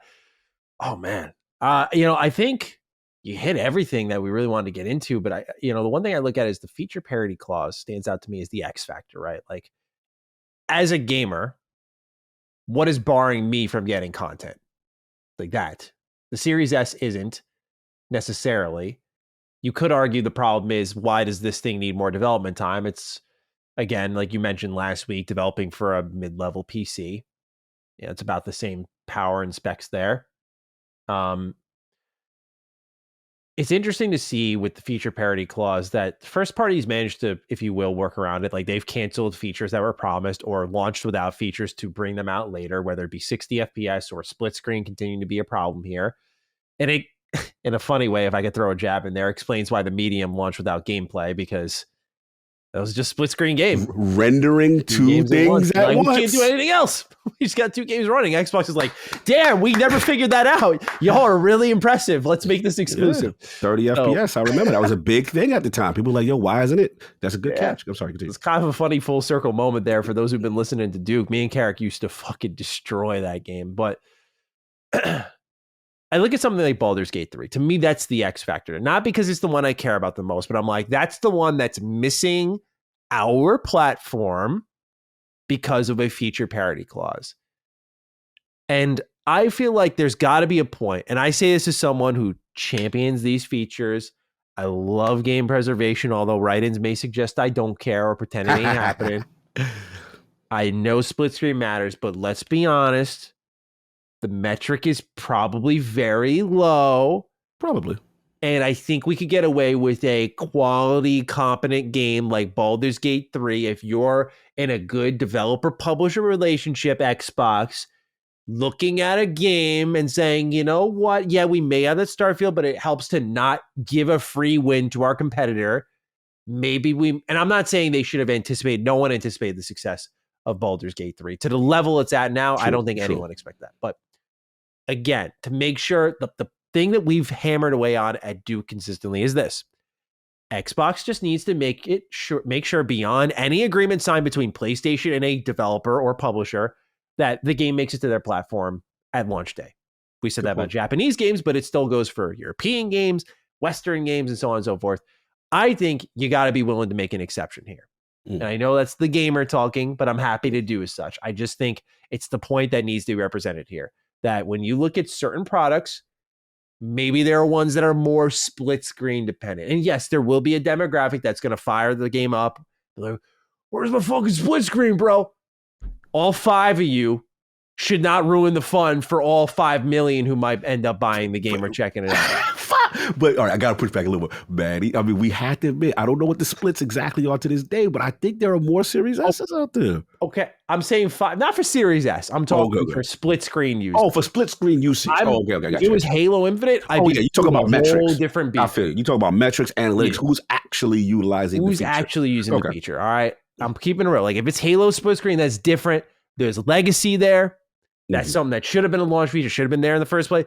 That's different in my opinion, right? It's got to be case by case. You got to, and I know there's a lot of games, but you got to look at these ones and something like Baldur's Gate 3. If I'm looking at everything it's doing in a list and I'm Xbox and I'm like, that co-op ain't working. Now you can't launch here. Nah, delay it. What? Why are you so self-defeating in your own clause? I get it. It's important to know, like as a consumer, the winning part is when it comes, you're like, okay, I got the whole thing here. No questions asked. You don't have to do the extra research, but I just feel this needs some level of wiggle room here. It can't be so strict that communities have now converted Baldur's Gate 3 into a supposed PlayStation 5 exclusive when no deal has been signed. That's a cell phone by Xbox, whatever way you want to look at it. Exclusive. Yeah, it's not. Like Larry and themselves, again, I told you, y'all are making them bread. They're thanking you for it. They're like, yeah, we're PlayStation 5 exclusive. Yeah, go ahead, pretend that's the case. They're continuing to parade the fact that, like, yeah, there was no deal ever signed. We just can't launch on Xbox now because we need this feature to work. I respect the attention to quality here. I will not argue about that. But I think that there is a win in making sure that certain games make it to your platform day and date. I just feel you got to analyze games. At least there's got to be nuance in the sense of, okay, Baldur's Gate 3 is a bigger style game. But again, is it anticipated it's going to be as big as it is now? Maybe not. But it's a bigger release. It's an important type of game. You should have someone kind of looking at this going like, all right, can we make an exception here? Right. And just, to me, that makes the most sense. I mean, Forza, it's a different story. I'll get into that. That's what I was about to ask you. That's what I wanted to know. How are you processing the Forza information? That one, I don't want to speak too authoritatively. Not to avoid an answer, but only because with Halo, I can speak confidently and say split screen's a part of that legacy, right? Like there were people who were bringing Xboxes together to play this game, LAN or co-op. I grew up on Combat Evolved in 2 and 3 co-op campaigns. Like, very important to the legacy of that series. With the reason why I can confidently say all 5 of you with something like Baldur's Gate, I know co-op's popular there, but I know online co-op's popping way more than split screen. With Forza, I can't say confidently, like, what's the legacy there? Like, I know it's always been a part of Xbox. It's always been there. Yeah. So if it has been, then My answer would likely be the same as what it is with Halo Infinite. So Right. Maddie leaning towards delay, or Maddie leaning towards? I'm team delay. Yeah, man. Okay, all right. Yeah, I just feel it makes the most sense there, especially first party. There's got to be, again, there's so much nuance in this conversation. Of course. There's got to be a little bit of wiggle room here. But when it comes to your first party, you got to be not feeling like you're buying into something lacking, because it does feed into that mantra of like the game's never truly ready, and Right. it's fueled by Absolutely. Game Pass. And I think there's truth to that, to be told. Like, I just think that there's no doubt that they look at it and they're like, oh, Horizon gained 30 plus million players over time, and they gradually added stuff in, but it felt very feature complete at launch.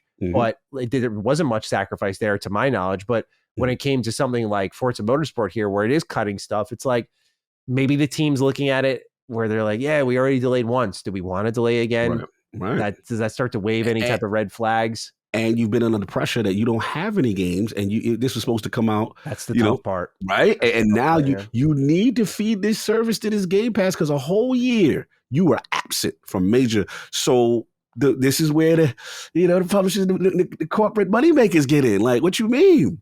This is the part about we can't ignore the business. That's all I was trying to say with the Baldur's Gate thing.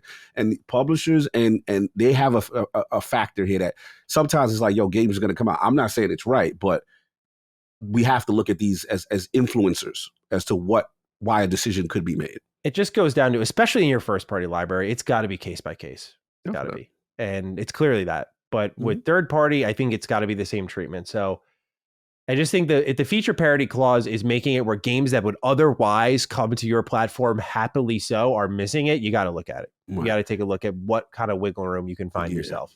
And the last point I'll say is, this is definitely a point of contention. If, maybe they're looking at it like how often games are going to be split screen, and maybe that's why they draw the line in the sand when we're not going to whatever, because this is such a small use case. But I do agree that you don't want to give off the optics of major games missing your platform, because of the parity. So maybe they lessen it. But if I had to guess, they're holding firm because they like, Baldur's Gate, that ain't going to happen too much. Even though Forza is their own, and Halo, from what I understand, was scrapped, not due to the split screen, not due to the fact they couldn't do it, due to the fact that there were a direction on resources, and they went another direction, as we now know, which is just ride out, no more single player content that, the endless and all that other stuff. They're quietly getting a lot of content, though. Yes. And that's what I heard. The direction is like, you're going to get this multiplayer. It's going to be fixed up. All the resources is there, as opposed to that. But yeah, I agree. I think it's something they do need to look into as far as long-term, how hard a stance they will be on this, especially if split screen becomes more popular. Like, if there's a resurgence in split screen, then it's always possible. Yeah, for sure. You never know. Maybe they don't want to have any question marks, so they're kind of just like, let's just keep it strict. I don't know. Maybe I'm being too reactive, given the fact that Baldur's Gate 3 is like a popping game. It's possible, but I just feel, again, if your problem has been games missing the platform, truly, it's not just your exclusive. It's just the games have skipped your platform for sure constantly. There is a second class citizen feeling there. So if you can address that in any way, I think you should. And this is an easy way to do so. Like, adjust your clause or work with the developers to make sure you find a way where there is an exception that can be made, something along those lines. Oh, and last point, maybe pipeline. Now this behooves you to, whenever you see a game pop up with the split screen feature, you get your team in a bit earlier to help said developer with any issues that would require more developer resources and time. Because clearly, we have to admit, as much as I'm defending Lil Man, we have to admit it is a higher lift to add this feature. Clearly, we're not going to not admit that. Yeah, absolutely. He punched it above to render something twice. Yeah. All right. With that, Cog, we move on to number 3. A lot of Starfield information here. It started off as a very small blurb in our news section, which is why I was at number 3, and I just kept adding to it and adding to it and adding to it, and now we got a lot. Starfield has gone gold. Preloads begin August 17th for Xbox and August 30th for PC users. For those who have pre-ordered the early access edition of Starfield, your unlock times are now available. The early access version of Starfield will release at 5 p.m. Pacific time, 8 p.m. Eastern time on August 31st, 2023, meaning the UK and a decent chunk of Europe. You will get access to the game at 1 a.m. BST, 2 a.m. CEST on September 1st. Meanwhile, a full Starfield timeline is now available on Bethesda.net, which we will go over, and a major Q&A has been completed over on the Starfield Discord with Will Shen and Emil Pagliarulo. I'd like to start with the Q&A, and we'll kind of line it up, knock it down. Then we'll go over the timeline. Cog, is there anything you want to throw in about it going gold? It's actually happening. I think the gold kind of put to rest a lot of the narrative of you need to be concerned. There was a lot of concern trolling, let's be honest, about, we should be worried. Why there's no demo? Why is it not at Gamescom playable? Why is it not gold? Where is the marketing? Let's be honest, right? And the last 2 weeks, last week specifically, we've seen this. So I think this falls right in line with their pattern when you look at them historically with Fallout 4, Skyrim, and all. And as far as that window from gold to release, it's fairly consistent. So yeah, I think that should alleviate any other concerns, that people have. So I love to see it, love to hear it. I wasn't worried about this at all, but a few people were. So good to see this announcement, addressed. Yes. I'm excited that it's gone gold because it's just, as we mentioned it right at the top of the show, like it's just been such a long road that to see it's like, yep, we're going to release it, barring any random delays, which have happened when games have gone gold. True. I doubt this one will get delayed, but point being, it's just surreal to see like, oh, it's happening. You can start preloading now and you can start scheduling your time off. I'm a little sick, guys. Time. Yeah, you can start scheduling all of that in the marketing campaign. As the Dukes have predicted, we're 2 weeks out and it's starting to get into full swing. You're starting to see ads everywhere. Review code conversations, the timeline, the Q&A. It's starting to be a pretty big push here. So let's get into that Q&A, Cog. We're going to kind of line them up and knock them down here. I got all the questions and answers here from Will Shen, Emil Pagliarulo, and we'll kind of just do it one by one just to keep a good flow for the show here. Give me that link, Mike. I do not have a link. I just have a bunch of screenshots on my desk. Yeah, all the screenshots. I'm going to read the question and the answer. So, all right, cool. Yeah, so I found. Apologies. Are you good? The first question is, can we buy houses or properties in the main cities? To which Will Shen says, yep. There's housing in different cities that the player can get. Some you have to purchase, and some are rewards for specific quests. Meanwhile, Emil Pagliarulo says, sure can. You can purchase a dwelling in all the major cities in the game, and there's at least one you get for specifically completing ... something. So this is already, to me, great news. This was something that after seeing the animated trailer with the dude in New Atlantis where he was in the penthouse, and I was like, Bethesda, you got to let us buy one of these. You got to. I know you said that, yeah. So to see that, I'm like, okay, cool. So that's good news. What do you think of being able to buy player homes? On top of course, we know we can build them. This is what I was talking about, right? When I was talking about, what was it? What's the name of that sky? It was Heartland. It was something where Hearthfire. Hearthfire, yes. That I remember that, and I was like, it was a big thing, and buying a home and having a companion and doing it again. That living, breathing world, it adds to it. This is my crib. You know what I mean? Like I love that kind of stuff. Yeah. And there's another feature that we're gonna get into that I'm about to go crazy about that I was so happy to see. But yeah, this was one of Cog's features that he likes. So I'm about this. The next one we got here is, if we get the kid stuff trait, will our parents be generated based on our character's look, or are there standard parents put in place? What benefits might there be? So Will Shen writes, our programmers on our new face tech were excited to make a function that could try to match your custom face and then create the two parents. So they are based on what your character looks like, although the specific math involved is a bit beyond me. We had similar tech in our previous games. And Emil says, yes, totally. Just as we did in Fallout 3 with your dad and in Fallout 4 with your son in Starfield, if you take the kid stuff trait, your parents are based off you. No spoilers, but I think fans will really appreciate the actors we got to play these roles. And they get so into it. It's awesome. Oh, and yeah, you can get ... stuff. So Emil's a little teaser in all of this, bro. This guy's got a little hint for every single one of his answers pretty much. But Cog, what do you think of the return of a little bit of your parents or your close family members looking a little bit like you? Yeah. The tech is still there. So a little bit of that old BGS energy still there. So what do you make of it? I think it's a cool little detail. I think it is. And you want to lean into the realism of the parents and, the tech utilizing the face capture, the creation software to make it look somewhat similar. Because I better have parents of the same ethnicity. You know what I'm saying? I'm just being silly. But all jokes aside, look, this is stuff. I will say this. I don't really take kid stuff traits in Bethesda games. So I was curious if this is a path that these are perks and stuff that you utilize in Bethesda games. So I'm Well, just with curious. Fallout 3 and 4, it was a little more automatic, right? Like Yes. you would always see that type of stuff. So with Starfield, when I sit down to play it, I'll kind of have to just take my time and read over everything. But I definitely want the Adoring Fan one. Yes, that bro. There's just history there, man. History, Adoring bro. Fan needs to come back because I've been comparing this game to Oblivion for so friggin' long. Like I gotta take my man on the adventure with me. So it's good to see him. that's gonna be one. But I don't know about kid stuff. Maybe Maybe. it seemed like one of the safer ones. I don't like picking those. Like there's some traits in this game, and many RPGs have it where like you like I think traits were also in Fallout New Vegas, and like you gain something, but you lose a lot of something. And I'm always too scared to commit to that. So I try to pick the neutral. I try to pick the kind of safe, neutral area where I'm not losing out too much and maybe winning big. All right, winning big. Fair enough. Will Shen writes, there is a trait and background system that will let you specify more about yourself, but you can also select an anonymous background and no traits if you want. So you can also kind of just go out on your own, do your own thing. And this is good for role players out there. So worth noting. Apologies, I forgot to include that in the reading there. No, you good. Next question is, how will the smuggling cargo system work? Can we hide it somewhere on the ship and sell it for more currency later? Will Shen says certain items are considered contraband and you'll need to smuggle them past security ships that are in orbit of major settlements. Now, I thought that was a fucking hilarious non-answer. It's like, thank you, Will. Thank you.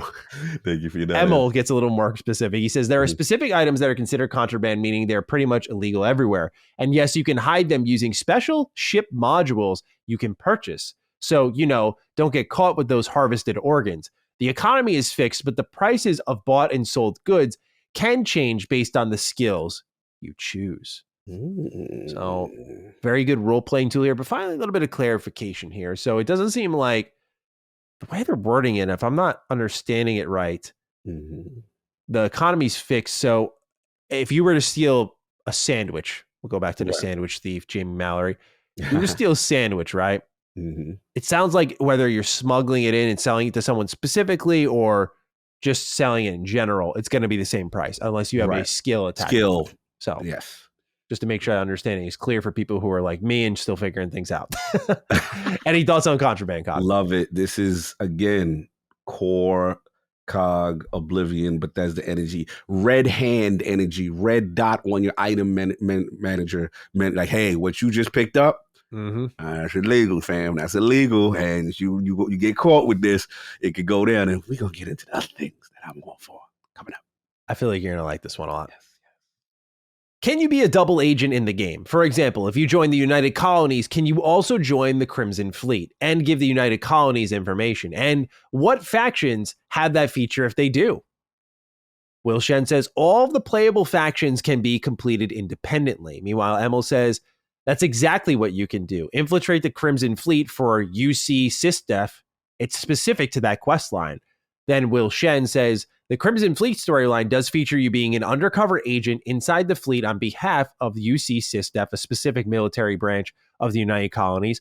But whether you betray the fleet or the UC is a choice you'll get to make. And then Emil says, in the studio, I have been half jokingly accused of referencing movies that some folks have never seen because I'm old. So with this particular plot line, the inspiration was very much the movie Donnie Brasco, which is the true story of an FBI agent who infiltrates the mafia. How far will you go? All right, Cog, that's speaking to you. Let's hear it. Oh, Donnie Brasco, where my OGs at? That is a gangster classic. Listen, man, you want to talk about some deep undercover, some snitching? You want to talk about really getting close to my man Al Pacino and then come to find out that you was working for the other side? This is great. If they're going that level, the fact that they reference that means that you're going to have to make moral choices, most likely, to prove that you with them that could really have serious consequences. I love this type of stuff. On fire, as the more information comes out, this is the classic Bethesda that I'm loving right here. They said one thing that made me very happy camper. It's part of their little wish list. Choice. Yes. Choice you get to make. There we go. Very, very pleased by that. So there we go.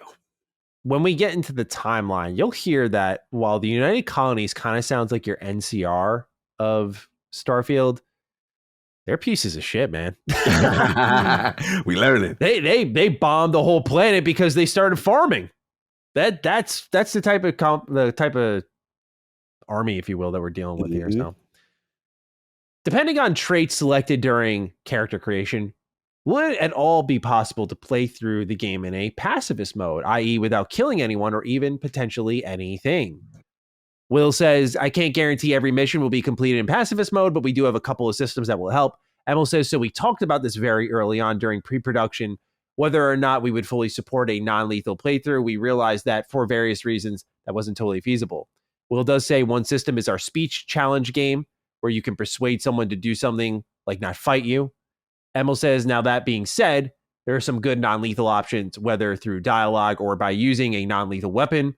Those can be used in certain situations. Honestly, a lot of situations, though I couldn't comfortably say you can complete the entire game without killing anything whatsoever. The settled systems is mostly civilized, but it can be a dangerous place if you're going off the beaten path. And you're absolutely going off the beaten path. Meanwhile, Will says the speech challenge game is added in specific scripted moments, and we try to add one in to most quests where important characters confront you. So this kind of persuasion thing we've only seen briefly one time, and it doesn't necessarily sound like a feature you can pull out whenever, like the obsidian persuasion. It sounds more specified than that, if my understanding is correct. But Cog, what do you make of no real pacifist run here for sure? Does this disappoint you at all? I know some people out there might be a little disappointed by this, but this is where I said the game can do, I'm not trying to make excuses for it, but it's going to do so much. There's going to be areas I think it may end up falling short here. What do you make of this information on non-lethal playthroughs? This doesn't bother me too much. I mean, in games, that's a very concerted effort to not kill. I know some games have attempted it, but it looks like the majority of stuff you can avoid. I'm assuming skill checks, certain traits, and stuff like that. And then based on the way that he's describing it, it seems like there's also key moments where that will be incorporated into the dialogue trees, possibly. So I'm not too worried about this because it does seem like the fact that they got to debate if you can or you can't means, in my opinion, that there's a strong ability to avoid most conflict. So let's just say the percentage is 75%, and there's some moments that you're going to have to fight. It's still, to me, conducive to a non-violent, playthrough. But I get it. If someone's a purist, they're like, yo, I want to be able to not, you know what I mean? I want to be able to, because I know guys like that. That's just one thing. They'll start a game, everything goes up into speech, right? All other persuasions, all that is high focus, and they want to try to do that. So not too much for me. I'm a little biased too. I am going to be getting my Merc and Murder on. So, that's just where I'm at. But where you are, does this disappoint you that the 100% pacifist playthrough is not there? No, not really. Not because I wouldn't play as it, but I'm not trying to make excuses for them early on. Just I think the idea of people expecting a game as big as Starfield, where there's like starship combat, like how do you non-lethally take out a starship? How do you do? I mean, maybe they like add like a neutralizing missile of some kind. Yeah, there's ways. There's ways. Don't get me wrong, but I'm just saying I feel like eventually it becomes a big focus of the design rather than an option, which is what it should be. And with all it's doing that's new for Bethesda Game Studios, I'd rather them focus there. Maybe this is something they could do additive afterwards, kind of like that would buff up the role-playing mechanics. Because if you could go, that's like the ultimate test of an RPG, really, is can you go through not killing anything? Like, can I have non-lethal weapons, which they seem to confirm, yes. And can I, more importantly, talk my way out of everything? Like, can I do all that? And so, as you see here, there are options for it, but not all the time. Mm-hmm. What are the beliefs and basic history of the religions we can join, being the Sanctum Universum, Enlightened, and Great Serpent? So, Cog, you reference these quite a bit. And there's a lot here to read. So let's start off with Emil. And by the way, for those wondering why I'm ping-ponging back and forth between Emil and Will, it's just the way that it was kind of messy. Like, this is the way the questions were answered. So it was like you have like them pretty much answering in the same way with like little details in between. So it's just kind of weird. But Emil says existing IRL religions are part of Starfield's universe with folks of all religions and denominations out there, but we really don't focus on them. Instead, we highlight 3 new ones specific to the game.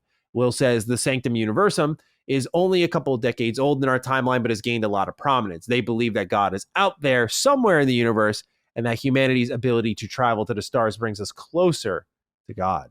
Meanwhile, Emil says the enlightened, these folks are essentially organized atheists. They don't believe in any kind of higher power.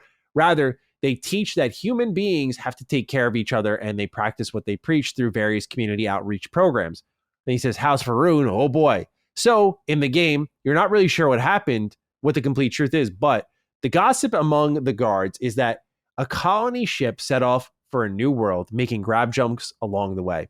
After one of the grab jumps, one of the passengers claims he spent that time communing with a celestial entity known as the Great Serpent. What was a few seconds for everyone else was much longer for him. And he brought back a mandate, which is basically get on board or be devoured when the Great Serpent encircles the universe. Is it true? I ain't saying. So in the game, you face off against House Faroon zealots as an enemy group, and that's their motivation. Emil says, I recently got a House Faroon logo tattooed on my wrist, so yeah, I dig them. What do you make of this, Cog? Pretty interesting. Pretty much every walk of life, like the crazy religious zealot. Yeah. I don't really believe I'm just going to be good to my fellow man, and the Christ led me here. Yes, individual. So they're kind of they are leaning into the IRL religions quite a bit here. So what do you make of what you just heard, sir? I love it. Flavor, baby. Let's get the flavor. Like the denominations and just I'm very curious to see because I thought I remember seeing in the trailer something about religious background, and I wonder if it was the serpent. Call him the serpent gang. There is one. Yep, there is one. And I remember they pulled up like, "Yo, you don't believe in our holy serpent? What's up?" Like this was going. I think you pick one for each of the three religions. Yeah, so it's I love stuff again, adding that extra layer of complexity and decision making and with the traits, and we'll be able to get past some things. Some things you're gonna have that real religious conflict, and I love when games really push boundaries like that. So this is dope for me. Absolutely. Here's a key one. How many companions total will we be able to recruit? Will Shen says there are over 20 named characters who can join your crew. I wouldn't fist pump yet, Cog. I'll get into why. Will Shen continues on. 4 of them are Constellation and have the most story and interaction with the player, but all of the named characters have their own backgrounds and can follow you around and carry your stuff. Emil says, when we first began Starfield pre-production, we looked back at our previous games and realized how popular and effective the companions were. So they were a big priority for us, and we really wanted to tie them directly to the main quest. There are some really big moments with them specifically. I should also mention that our companion voice cast is amazing. We haven't released the list yet, but you can be sure there are a lot of talented actors bringing those characters to life. Same for Constellation in general. Here's why I said don't get too excited. 20 companions. Pretty exciting number. But here's how they break it down again. 20 named characters can join your crew. 4 of them from Constellation and have the most story and interaction with the player, but all the named characters have their own backgrounds, can follow you around and carry your stuff. So here's how I look at it.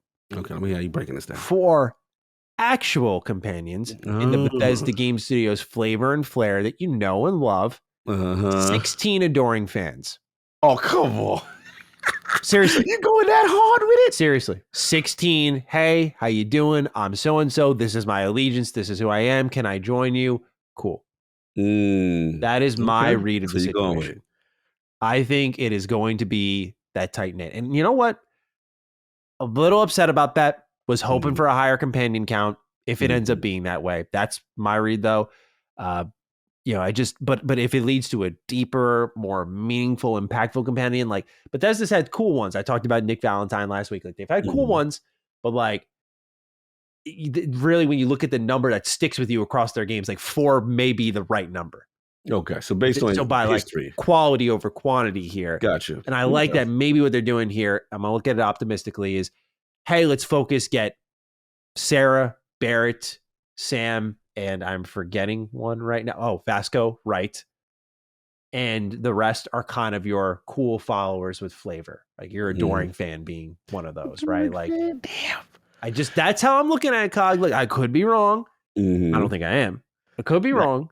Could be what do you make of now with my deduction in your system? And I know because you messaged me, you're like, 20. And I saw a lot of the Twitter fingers firing up. There were like 20 companions in the game, 20 plus companions. I was like, I don't think y'all read the fine print in the contract. So what do you make of this, Cog? Am I off base? Are you a believer? Is it 20 companions in Starfield?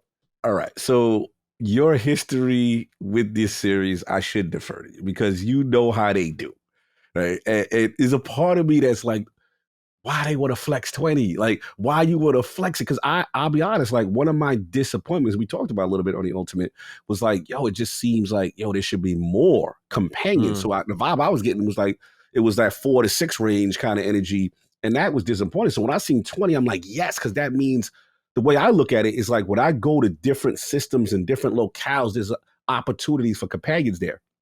That excites me. Yeah. That I didn't want it to be, just at the Citadel, it's 4, type energy. You know what I'm saying? So I like, this is a positive for me. Now, where you may be right, and I have to defer to you, is what is the level of interaction? What is the level of quality and dialogue with the other 16 as opposed to the 4? Now, just for confirmation, how many romanceable again? I think all 4. Right. So maybe 3 because one of them's a robot.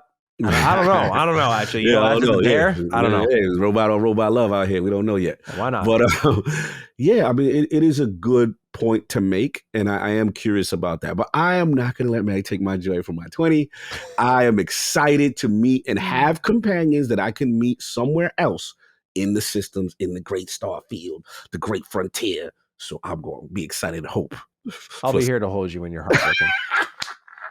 Don't let me Baldur's Gate one of them 16. Then I'm gonna come back with the footage. See, Maddie, it's in depth.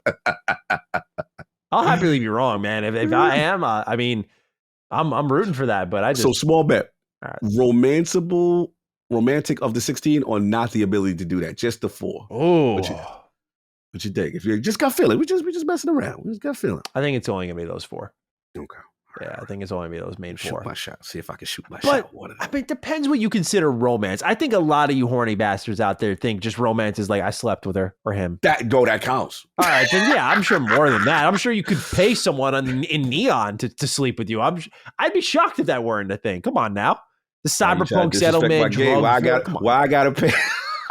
Is that my pause-worthy statement of the? It was great. It was hilarious. He's like, yeah, you can pay for some sex if you want. Yeah, I'm sure. That don't mean it's a real relationship, Cog. Does that not count? Doesn't this could be a photo just be pure relationship romance? There's Cyberpunk, there's GTA, right? There's some great examples out there. Horny Dukes, we got to test this theory. We're gonna see how this works, y'all. When Starfield come out, make sure all over it. If any of those novel level write-ins I get about it, or you already know it's gonna be a beefy situation. Let's go. Meat on the table. Meat on the table. Let's go. When we assign crew members to work at Outpost, do we have to pay them salaries? Emil says you just pay them once. We actually experimented with paying them salaries, but ultimately decided to just have one upfront cost. So it's just a one-time payment. And it says here from Shen that you can use the speech challenge to help negotiate over. So some traits will affect the cost. You can lower their rate a little bit. So you have to pay for help in this game, which I thought was a cool little detail. Oh, cool. Trying to add the realism to it, holding down the outposts. Will our companions be able to level up their perks? Will their perks stack with yours? Emil says they don't level up, but they come at different ranks depending on the companion. Will says, so you might meet a character that's especially good at rifles and you hire them to watch your back, or you might meet an astrodynamics expert that increases your grav jump range when assigned to your ship. Meanwhile, Emil says, well, we call them skills in Starfield and they do stack with yours when relevant. Some are there for flavor to highlight the companion's backgrounds and interests, but you'll really feel the benefit of the ship and combat-related ones, getting a boost to your shields or seeing your companion laying down fire with a weapon they're proficient in are pretty sweet moments. So a little bit of depth there, a little bit, nothing crazy. I like that they're not overselling it, personally. Yes, they keep a realistic expectation. Yeah, I agree. Will there be a jail system if we commit a crime? Will says, yes, you can elect to go to jail or pay a fine when you're arrested or even resist arrest and try to escape. Meanwhile, Emil says, yep, the settled systems is more like Skyrim than Fallout 4's Commonwealth in that regard, you bunch of criminals. There's civilization, there's government, and there are laws. And in a couple of cases, we actually explore the themes of crime and punishment in our futuristic world. See, I'm telling you, my man's out here teasing like a madman. Let's go. So Cog, you're big about that. Halt. You Halt. violated the law. You were the man in the thumbnail who was halting everyone because they violated the law. So what do you make of this, sir? You can bring people to jail in Starfield. Love it. This is a hallmark. This is a classic. This is vintage Bethesda. You know, it's going to be a lot of resisting. It's going to be a lot of resisting. You know, but look, with the smuggle mechanics, this stuff, like, again, having that justice system, having that jail system, there's repercussions, and it just adds to the flavor of going kind of like the renegade path, so to speak, right? And I love Bethesda games allow you to do that. These are the things that we fell in love with. I was so like, this is arguably one of my favorite features that I was like, finally we got confirmation, because I wasn't sure, but I was like, yes, this is what I love, man. Last one here. What is the history of the mechs? To which Emil says, "Oh, the mechs, good one." So we showed this a bit in one of the animated shorts. The mechs are leftovers from the Colony Wars. Note it's Colony and not Colony Wars, singular. Sorry, I think I may have actually just misspoke as I was reading that.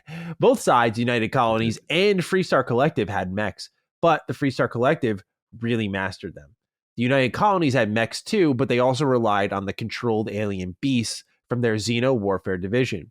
Both of those were outlawed with the armistice that ended the Colony War. I'm not saying there's an old mech background or battleground in the game. I'm typing it. Mechs, not usable. No, they're in ruins. So this confirms what I speculated, but now we have a little bit of background on the mechs. So Cog, are you disappointed? No mechs in Starfield. Never got the vibe that they was going to have that, to be honest. What was it? Were people going crazy for that? What is it? The anime? It was in the animated short. Yeah, they saw, which I don't know how it became a thing, bro. I was like, there's no indication there that we're going to get into the mechs. Like, there are specific character adventures. It was very long ago. Exactly. So yeah. So to me, this is confirmation on the old lore, which is what I thought. So yeah, no surprise for me here at all. Absolutely. Note here, that was the last question answered. Still nothing on aliens. Interesting, right? Interesting. Still nothing on aliens. Mm-hmm. So Cog, any thoughts on the Q&A before we start ripping through this timeline here? Dope. I mean, look, man, this is what we wanted. This is what we needed. We got more context, more information. The hype train is starting. Like, this is part of that marketing cycle. Get us ready. You know, we're this close. So now, again, all the concern trolling can stop. Like, we're talking about the game and all of its complexity. So, yeah, is there some things that they're going to hold close to vest? Absolutely, as they should. You don't want to spoil everything. I'm from the era like Saw, where I like to not know everything going in. Like, I want some surprise, and they're definitely holding off the supernatural, the if there's aliens or not. They're still holding off, and I like that, because they want us to go out there and have those moments, those what I call the water cooler moments. Yo, Maddie, did you get here? And did you see this? Yes. That was crazy, and that's what Bethesda games kind of thrive off of. So I'm all about this. When talking about this timeline, I'm gonna do it as someone making a game. Let's get it. I happen to have a timeline. Woo. And I just love that they have it too, because to me, it's like kind of reaffirming, like, you know, that's what we did to, like, we had so many events in the history of the world we're building. I was just like, okay, we kind of need to start creating time, like a timeline for like when this shit actually happened, because it's like referenced throughout the entire game, and it's like key narrative components here. So to see them laying it out, to me, it speaks to me as like a creative, like, I'm like, okay, they really cared about like keeping their ducks in a row, because eventually you can start forgetting things and whatnot. So I just think it's cool that they're putting this out here. And what's also noteworthy with both this Q&A and even this timeline, nothing gets spoiled for you. Now, if you want to keep it spoiler free, I mean, this is your opportunity to tab off or scroll ahead, whatever you wish. But I mean, I really sincerely say, like, there's no real massive spoilers here. You can start trying to make guesses, but there's no real indication of where the main story is trending in, which is kind of cool. You'll see what I mean. So I'm going to rip through this entire thing here. I'm going to be talking for a while. Apologies in advance. Let's get it. Let's do it. In 2050, humans first arrived on Mars. By 2100, humans are living in space. By 2156, humans arrive in Alpha Centauri, 4.37 light years away from Earth. By 2159, the United Colonies are established. Now, notice already, there's not like a real explanation like how humanity made their way from Mars to the Alpha Centauri like 100 years later. Anyway, 2160, New Atlantis is founded and becomes the first official capital city of the United Colonies in 2161. By 2167, Cheyenne is settled by Solomon Coe, who founds its first settlement, Aquila City. 2167. Coe may be a familiar last name. One of the companions in the game is Coe. Just to throw it out there, this is probably his grandfather or something like that. The game starts, as a heads up, in 2330. So you can kind of connect the dots here, like great-great-grandfather, something along those lines here. 2188, Coe invites Volley, this is one of the systems in Starfield, to join Cheyenne, another one of the systems, in a new alliance, the Freestar Collective. The Freestar Collective is officially formed in 2189. By 2194, the United Colonies positions the star station called the Clinic in orbit around Dipala in the Narian system. The unaffiliated peoples of the Narian system see this as the United Colonies attempting to expand their borders and demand the United Colonies remove the Clinic. When the United Colony refuses, the people of Narian vote to join the Freestar Collective, who mobilize to protect the system in 2195. So, keynote here, 3 systems have joined the Freestar Collective, which gives me hope for more civilization, like we talked about in DDU, beyond just the initial places we've seen. 2196, Cog. In response to Freestar mobilization, the UC moves a fleet into the Narian system, and the Freestar responds in kind. The Narian War begins. The Narian War in 2216 drags on as public sentiment sours. Finally, the Treaty of Narian is signed by the UC and Freestar Collective in 2216, ending the conflict. The term settled systems is formalized in the treaty. By 2221, the Freestar Rangers are founded as an elite protective and investigative force dedicated to serving all citizens on the Freestar Collective. By 2275, Constellation is formed by Sebastian Banks. So that's the group that it seems like the main character is going to be a part of. Original members include Chloe Bao, accomplished physicist, Aja Mamasa, the youngest member and Sebastian's protege, Darius Andrus, botanist and specialist in xenoflora, Bernadette Laurent, wealthy heiress and adventurer, Everardo Gill, former smuggler, and Kadri Toma, biologist and physician. The Lodge, being the main hangout place we've seen in the trailers, is built in New Atlantis to serve the needs and people of Constellation for generations to come. Then there's a pretty massive gap here, and we hop from 2275 to 2305, where Barrett joins Constellation. 2 years later, in 2307, the Freestar Collective begins farming on the planet of Vesta in the Lunaris system. By 2308, the United Colonies claims that by establishing a colony in a 4th star system, the Freestar Collective has violated the Treaty of Narian. Diplomatic talks break down. The UC lays siege to Vesta, killing anyone who stayed behind or who was brought in to defend it. The colony war officially begins. This is what I was talking about. United Colony, not nice people. Say you're making a farm out there? No, sir. We're going to kill you for that. 2310 rolls around. Constellation comes into possession of their first artifact and tucks it away in the Constellation archives. Then 1 year later, 2311, after several years of conflict, the colony war effectively comes to an end with the Battle of Cheyenne as a flotilla of civilian and military Freestar Collective ships takes down the major ships of the United Colony Navy using hit-and-run tactics. Then, 4 years later, 2315, the United Colonies Vanguard is founded as part of the United Colonies' response to the Freestar Collective's use of civilian ships during the Colony War. The Vanguard is the UC's own civilian navy, relying on civilians using their own ships who pledge to protect the United Colonies' interests. The ultimate reward for this service, citizenship in the United Colonies. So remember that trailer we saw, I think it's Super et Ultra is what it was called. Yeah. Remember, gentleman arrived as a courier, left as a member of the Vanguard, and got very rich doing so. 4 years later, 2319, here's a familiar name. Sarah Morgan becomes the youngest head of the United Colonies Navigator Corps, though it is short-lived as a position, as the division is shut down 1 year later in 2320. Cast adrift, but still eager to put her training to good use, Morgan joins Constellation. So she'll have been there for a decade by the time you meet her. 2321 rolls around. Walter Stroud, co-owner of Stroud Eklund, one of the settled system's premier starship manufacturers, joins Constellation and becomes a primary financial backer. 2322, 1 year later, former Crimson Fleet pirate Vladimir Saul joins Constellation. 3 years later, Sarah Morgan becomes acting chair of Constellation in 2325. That same year, theologian Matteo Catri joins Constellation. 1 year later, in 2326, Barrett finds the original artifact in the Constellation archives and knows it must be special. That same year, after months of correspondence with Sarah Morgan, graduate student and gifted scientist Noel is invited to the Constellation. And then 1 year later, 2327, Freestar Ranger Sam Coe and his daughter Cora join Constellation.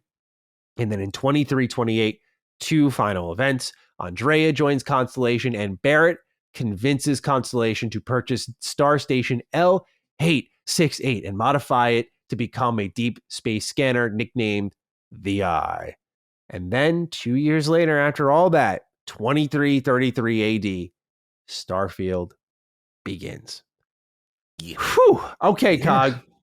Yeah. Lot here. I got one last write in here to read Go for this, and then I'll shut up. it. You good. Bart Van Geert writes in, "Hi, Dukes. The Starfield timeline has been revealed on the official website. How do you guys feel about this lore dropping? I'm a huge lore nerd and love these details of human history before we step foot into the game. Or would you rather have learned this information through the game? Would love to hear your thoughts. Have a Starfield just dropped and I'm going on a 2-week holiday trip kind of day. But we hope you enjoy your trip nonetheless, Bart. Cog, your thoughts on all that has transpired in the almost 300-year history leading up to the events of Starfield." A lot of colonizing. A lot of conflict. This is great. You get it. To me, this is like the Destiny equivalent of grimoire. And I don't mind in this case because, again, we really didn't have a lot on this game lore-wise outside of the anime that they showed. I like that they showing, the conflict. And what's funny is like what certain groups value. And I thought it was interesting that, the use of civilian ships was looked at as this like turner of the tide and then looked negatively by the the collective. And then they end up doing the same thing to kind of get back at them. Yeah, I like all this stuff. I like the initial, humans settling on Mars, that the colonies, that kind of stuff really excites me because it's like, okay, now humans are taking their first steps into the great frontier in the space and pushing forward. And again, Mass Effect type energy to me, making a presence in the systems. And I like this kind of stuff. I'm just curious to see, obviously they're very coy about this alien artifact. The Constellation clearly found that and held on to it to archives. Then we got to find out what this eye is to search. I know what the eye is. Yeah. Oh, okay. That's think of the first ever Starfield trailer. Yes. Or the release date trailer. We also saw the interior of it. Mm-hmm. It's that big, almost satellite station looking thing. Yes. That's the eye. That's the eye. Yeah. Yeah. And to see, as that some type of beacon to other potential artifacts. I'm just curious to see where they go with that. And, just seeing all the characters develop, form Constellation, and then obviously we're going to be interacting with them. And we're basically getting a flavor of the Vanguard, all the different classes and kind of how they view things a bit. So this is good. This is good. I have no problem with that. This type of stuff doesn't bother me like, oh, they spoil so much. This is, we got to get back. We don't know a lot about this game. You know what I'm saying? So we still don't know a lot in this game. Yeah. So I, in this case, I'm cool. But I'm curious with you. Did you feel information dump too much? You wanted to learn the game? No, I thought it was great that they dropped this all. We need context to these events as well. Like I found it interesting that there wasn't just one war. That was like the first thing they talked about. There was multiple. There was 3, I think, in total. There was the Narian War, the Colony War, and the what was the last one? There was one more war, I think. But nonetheless, there was a ton of battles between these two systems, and I wonder if this is going to be almost your Empire Stormcloak storyline, if you will. I just feel like it would make sense for another war to break out with you involved in some way in it. That would be kind of cool. Barrett sounds like an extremely important character. Your man sounds really important, dude. Like he joined. He's been there for almost 3 decades now. He found the first artifact. It looks like, based off what we saw in the Starfield Direct, that you find an artifact. He mentioned something in the Direct about the visions, which you were getting. Yes. He makes you then build the eye. Like, this dude's, he's dedicated to the cause. And I got to know why. Why is our man Barrett so invested in all this? Like, that's the thing, is that we have like, okay, Barrett's been around for a while. Why? What's okay, Constellation found these artifacts. Why'd they just store them away? Store them away. Yeah, what did they lead to? That's what I'm saying. When like, yeah, we have ideas of like what these characters were doing beforehand. We don't know where we're going at all. We don't know once we find these artifacts, like, okay, where does it lead us? Right. Yes. And that has the potential to have massive payoff given the anticipation of the game, or just miss big time. Yeah, anything can miss. Absolutely. But nonetheless, exciting to see all of this dropping, Yeah. going And gold, now preloads, yes, the timeline, the Q&A, just lots of information. It's wonderful. bro, it's great. And it's forming now. We're filling in the gaps. And we're getting this now. It's like, yo, this is I'm starting to get like, yo, this is a fully fledged project. I'm finally feeling like, like this is it. Like there were a lot of questions that just needed to know if they were going to tap some of their roots, how far into the new stuff they're going. And I'm liking what I'm hearing. And I think some of these names like the Strouds, the Barretts is going to resonate now, when we get in there and see what motivations are. So I'm hyped. Man. Dude, I can't wait. I cannot wait. It looks great. Just everything we're hearing. Oh, so excited. The Lord and the words rejoice. We out here. All right, with that, we're done with Starfield. Let's talk about what's coming soon to Xbox Game Pass and leaving Xbox Game Pass. First, what's arriving? On August 17th, on all these console, PC, and cloud, by the way, Firewatch. August 18th, the Texas Chainsaw Massacre Day 1 Game Pass.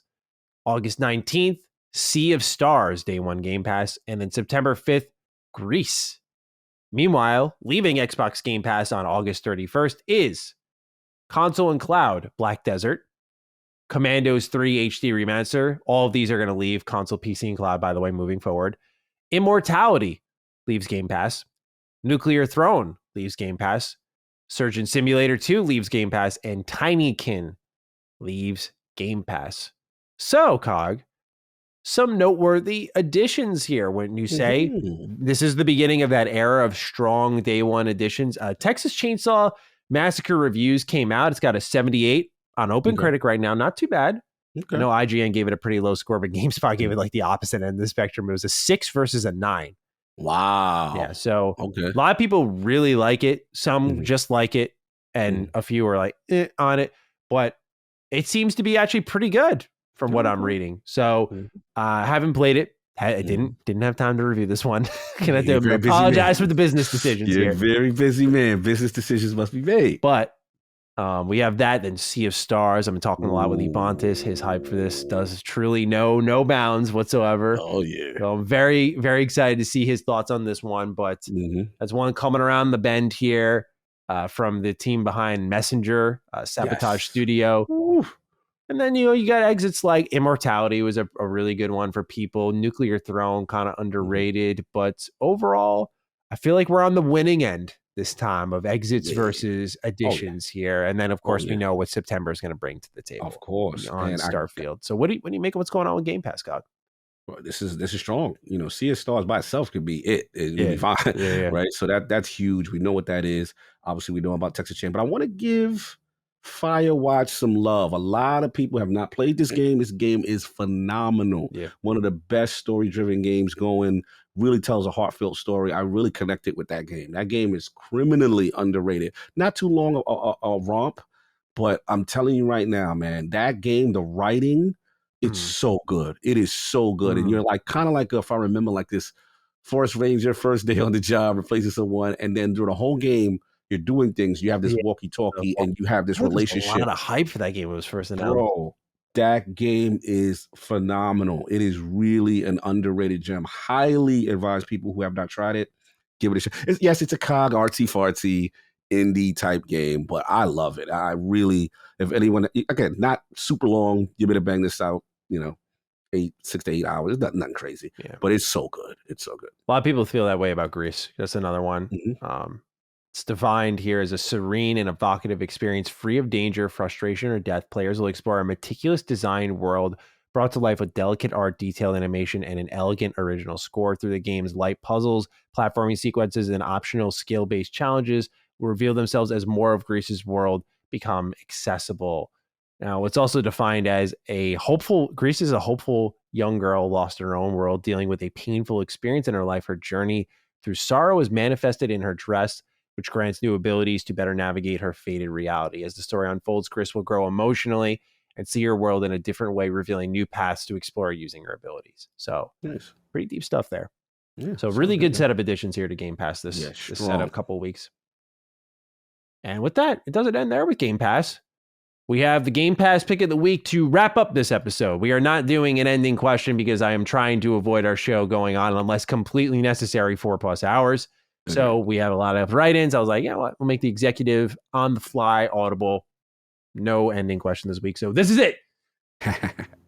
Quake II. Kind of teased it at the start of the show. But not only is this, again, that very jam-packed package as I got into earlier, I'm just impressed at like some of the visual upgrades here. Now, I wouldn't call it a certified Cognito looker per se. But there are impressive aspects to the visual detail there, like the lighting and the shadows. Like, it feels very fresh, very new, while still retaining the core that makes Quake II so popular. If memory serves me correctly from my research, this came out around a time where like 3D shooting and models was kind of new. So it was pretty groundbreaking. So I know this is also like a big nostalgia bomb for some more old school gamers. For me, obviously, this is a little bit before my time. So I never got a chance to play this. But like one thing I played a lot, thanks to the Xbox Live Arcade, was like Doom. Like the OG Doom, Doom 2, and so on and so forth. Like those were games I grind. So for me to kind of get into Quake, I'm like, oh man, this reminds me of this, but like with like I love the sci-fi nature of it. The story is friggin' crazy. And you know what? I'm not gonna lie, my little Bethesda bias is kind of getting in the way. I gotta see what Machine Games has been up to, man. Like I gotta know what's going on with this Call of the Machine. So I want to eventually get to that. I'm gonna delicately chip through this, but don't snooze on this. It's not just your classic re-release or anything like that. It's not just, they brought back Quake 2. Like, they really put a lot of effort into this. I mean, a lot. There's so much content here. It could have just been Quake 2 on its own. I think people would have been happy. But the expansions, a new edition, modded levels, the N64 version, there's just so much here. It feels good to play. It looks good. It'll keep you occupied for a while. And there's even multiplayer, too, if you're really interested. There is the multiplayer. So, Quake 2 is my Game Pass pick of the week, and I do highly recommend it. Like, it's another shadow drop from Bethesda 2 this year, man. That's two. Have you had a chance to check this one out at all? I know the site reviewed it, but did you play? So I made the executive decision. Shout out to Nicholas Downey who held it down for us. The review is up right now, and he's such a Quake Bethesda guy. You know what I'm saying? So I was like, I got you, bro. Don't even worry about it. But yeah, it's up right now. Go check it out. We scored it high, gave it a 9. And, again, the classic FPS sensibilities. And then, like you said, the care that they took, it wasn't just a simple, just port this over. They really took their time. They really added a lot to it. So very feature rich. So yeah, salute to Bethesda with a shadow drop. Like, didn't see this coming at all. And clearly, this is the setup for potentially another Quake. Gotta be, no doubt about it. So that is your Game Pass pick of the week. Quake 2, check it out. Brand new shadow drop, just hitting the service day one on Game Pass. Otherwise, how much are they selling it for? Do you know? That's a good question. Hold on. As far as the retail I'm actually price? Curious. $10? Wow. That's a shocker. Wow. Wait, no, this gotta be is this the remaster? The remaster, sure? Yeah, no, it is. What? Wow. Steal. It feels like robbery for what I'm playing, man. Wow. Steal. I thought it'd be like 20, 25. 20, 30. Yeah, 25, 30. That's what I thought. Bethesda. That's a little nice I'm sorry gift for Redfall. I'll take it. I can respect it. I'll take it. All right, Cog. Yo. It's time for us to start wrapping this bad boy up. What are you doing? Hashtag time. Mm-hmm. What are you thinking? Man, it's so much fun. Wait, I got it. I might have it. Okay, I think I know where you're let's hear. Did you have a suggestion? I don't want to jump ahead. No, I was just thinking he either going Ronin or he going Starfield. So I'm seeing where he at with it. Oh, he going something else. He flipped it. He flipped it. It was something else. No. DD Ronin does sound nice. You kind of I did that motion because I was like, wait, you kind of made me pause there because that does sound nice. What did you have before? I was saying DD goes gold. Okay, I see what you're saying for the Yeah. that We never had this before. We usually get one good one. Boy, yeah. These are both good. Both of them are impactful. Either way we go, because gold is super significant. People were like, "Oh, we don't know what's going on. Oh my god." We'll be doing Starfield in the coming weeks, right? True. I feel so like let we gotta Ronin do get this. Ronin. Yeah. I feel like we gotta do Ronin for balance, right? There must be balance. And to your point, you were so passionate during that segment. For people need to tune in for that segment. So I'll be at Ronin. I think it's got to be the Ronin. All right. So, ladies and gentlemen, if you got this deep, first off, thank you. We appreciate you. Please feel free to chime in with your thoughts over on Twitter or X, wherever the hell we're calling it nowadays. I'm at G27status. Cog is at Lord Cognito. You can use the hashtag DDRonin. Let us know your thoughts. Again, hashtag DDRonin. Otherwise, if you don't use social media, go ahead down below in the comment section. Use the hashtag DDRonin. Let us know your thoughts, positive or negative. We're happy to hear your thoughts by the end of this episode. Certainly, we've taken a lot of your time. We'll give you some of ours and read what you have to say. So fire away. Other than that, don't forget those mobile reviews. They really help out the show. Thank you for continuing to support us. It's going to be a rip-roaring couple of weeks, so get ready. Get ready. With that, Cog, any closing thoughts, or is that it for us this week? Another banger, man. Another banger. A lot of good topics. As we get closer, we're seeing things ramp up crazy. Yeah. This is good. Games are here. They're coming. I'm excited, man. This is what we did it for. And this is going to be cool to see how the next couple of months play out. Absolutely. So with that, thank you everyone for tuning in, and we will see you next week for episode 138 of Defining Duke, an Xbox podcast. Peace out. Peace. Defining Duke, an Xbox podcast, is a product and trademark of Last Stand Media and Collins Last Stand LLC, and is recorded from the United States of America. The show is conceived by Matthew Mr. Matty Plays Schroeder and me, Colin Moriarty, and is written and produced by Matthew Schroeder. Matty's co-host is Barry Lord Cognito Eversley. Defining Duke's executive producer is Dustin Furman, and the show is edited by associate producer Ben Smith. All of Last Stand's theme music is by Ramon Narvaez. As you know, all of Last Stand Media's shows, including Defining Duke, are fan-funded on Patreon at patreon.com/laststandmedia. The following names are at the producer support level on Patreon, and we're thankful for your kindness and generosity.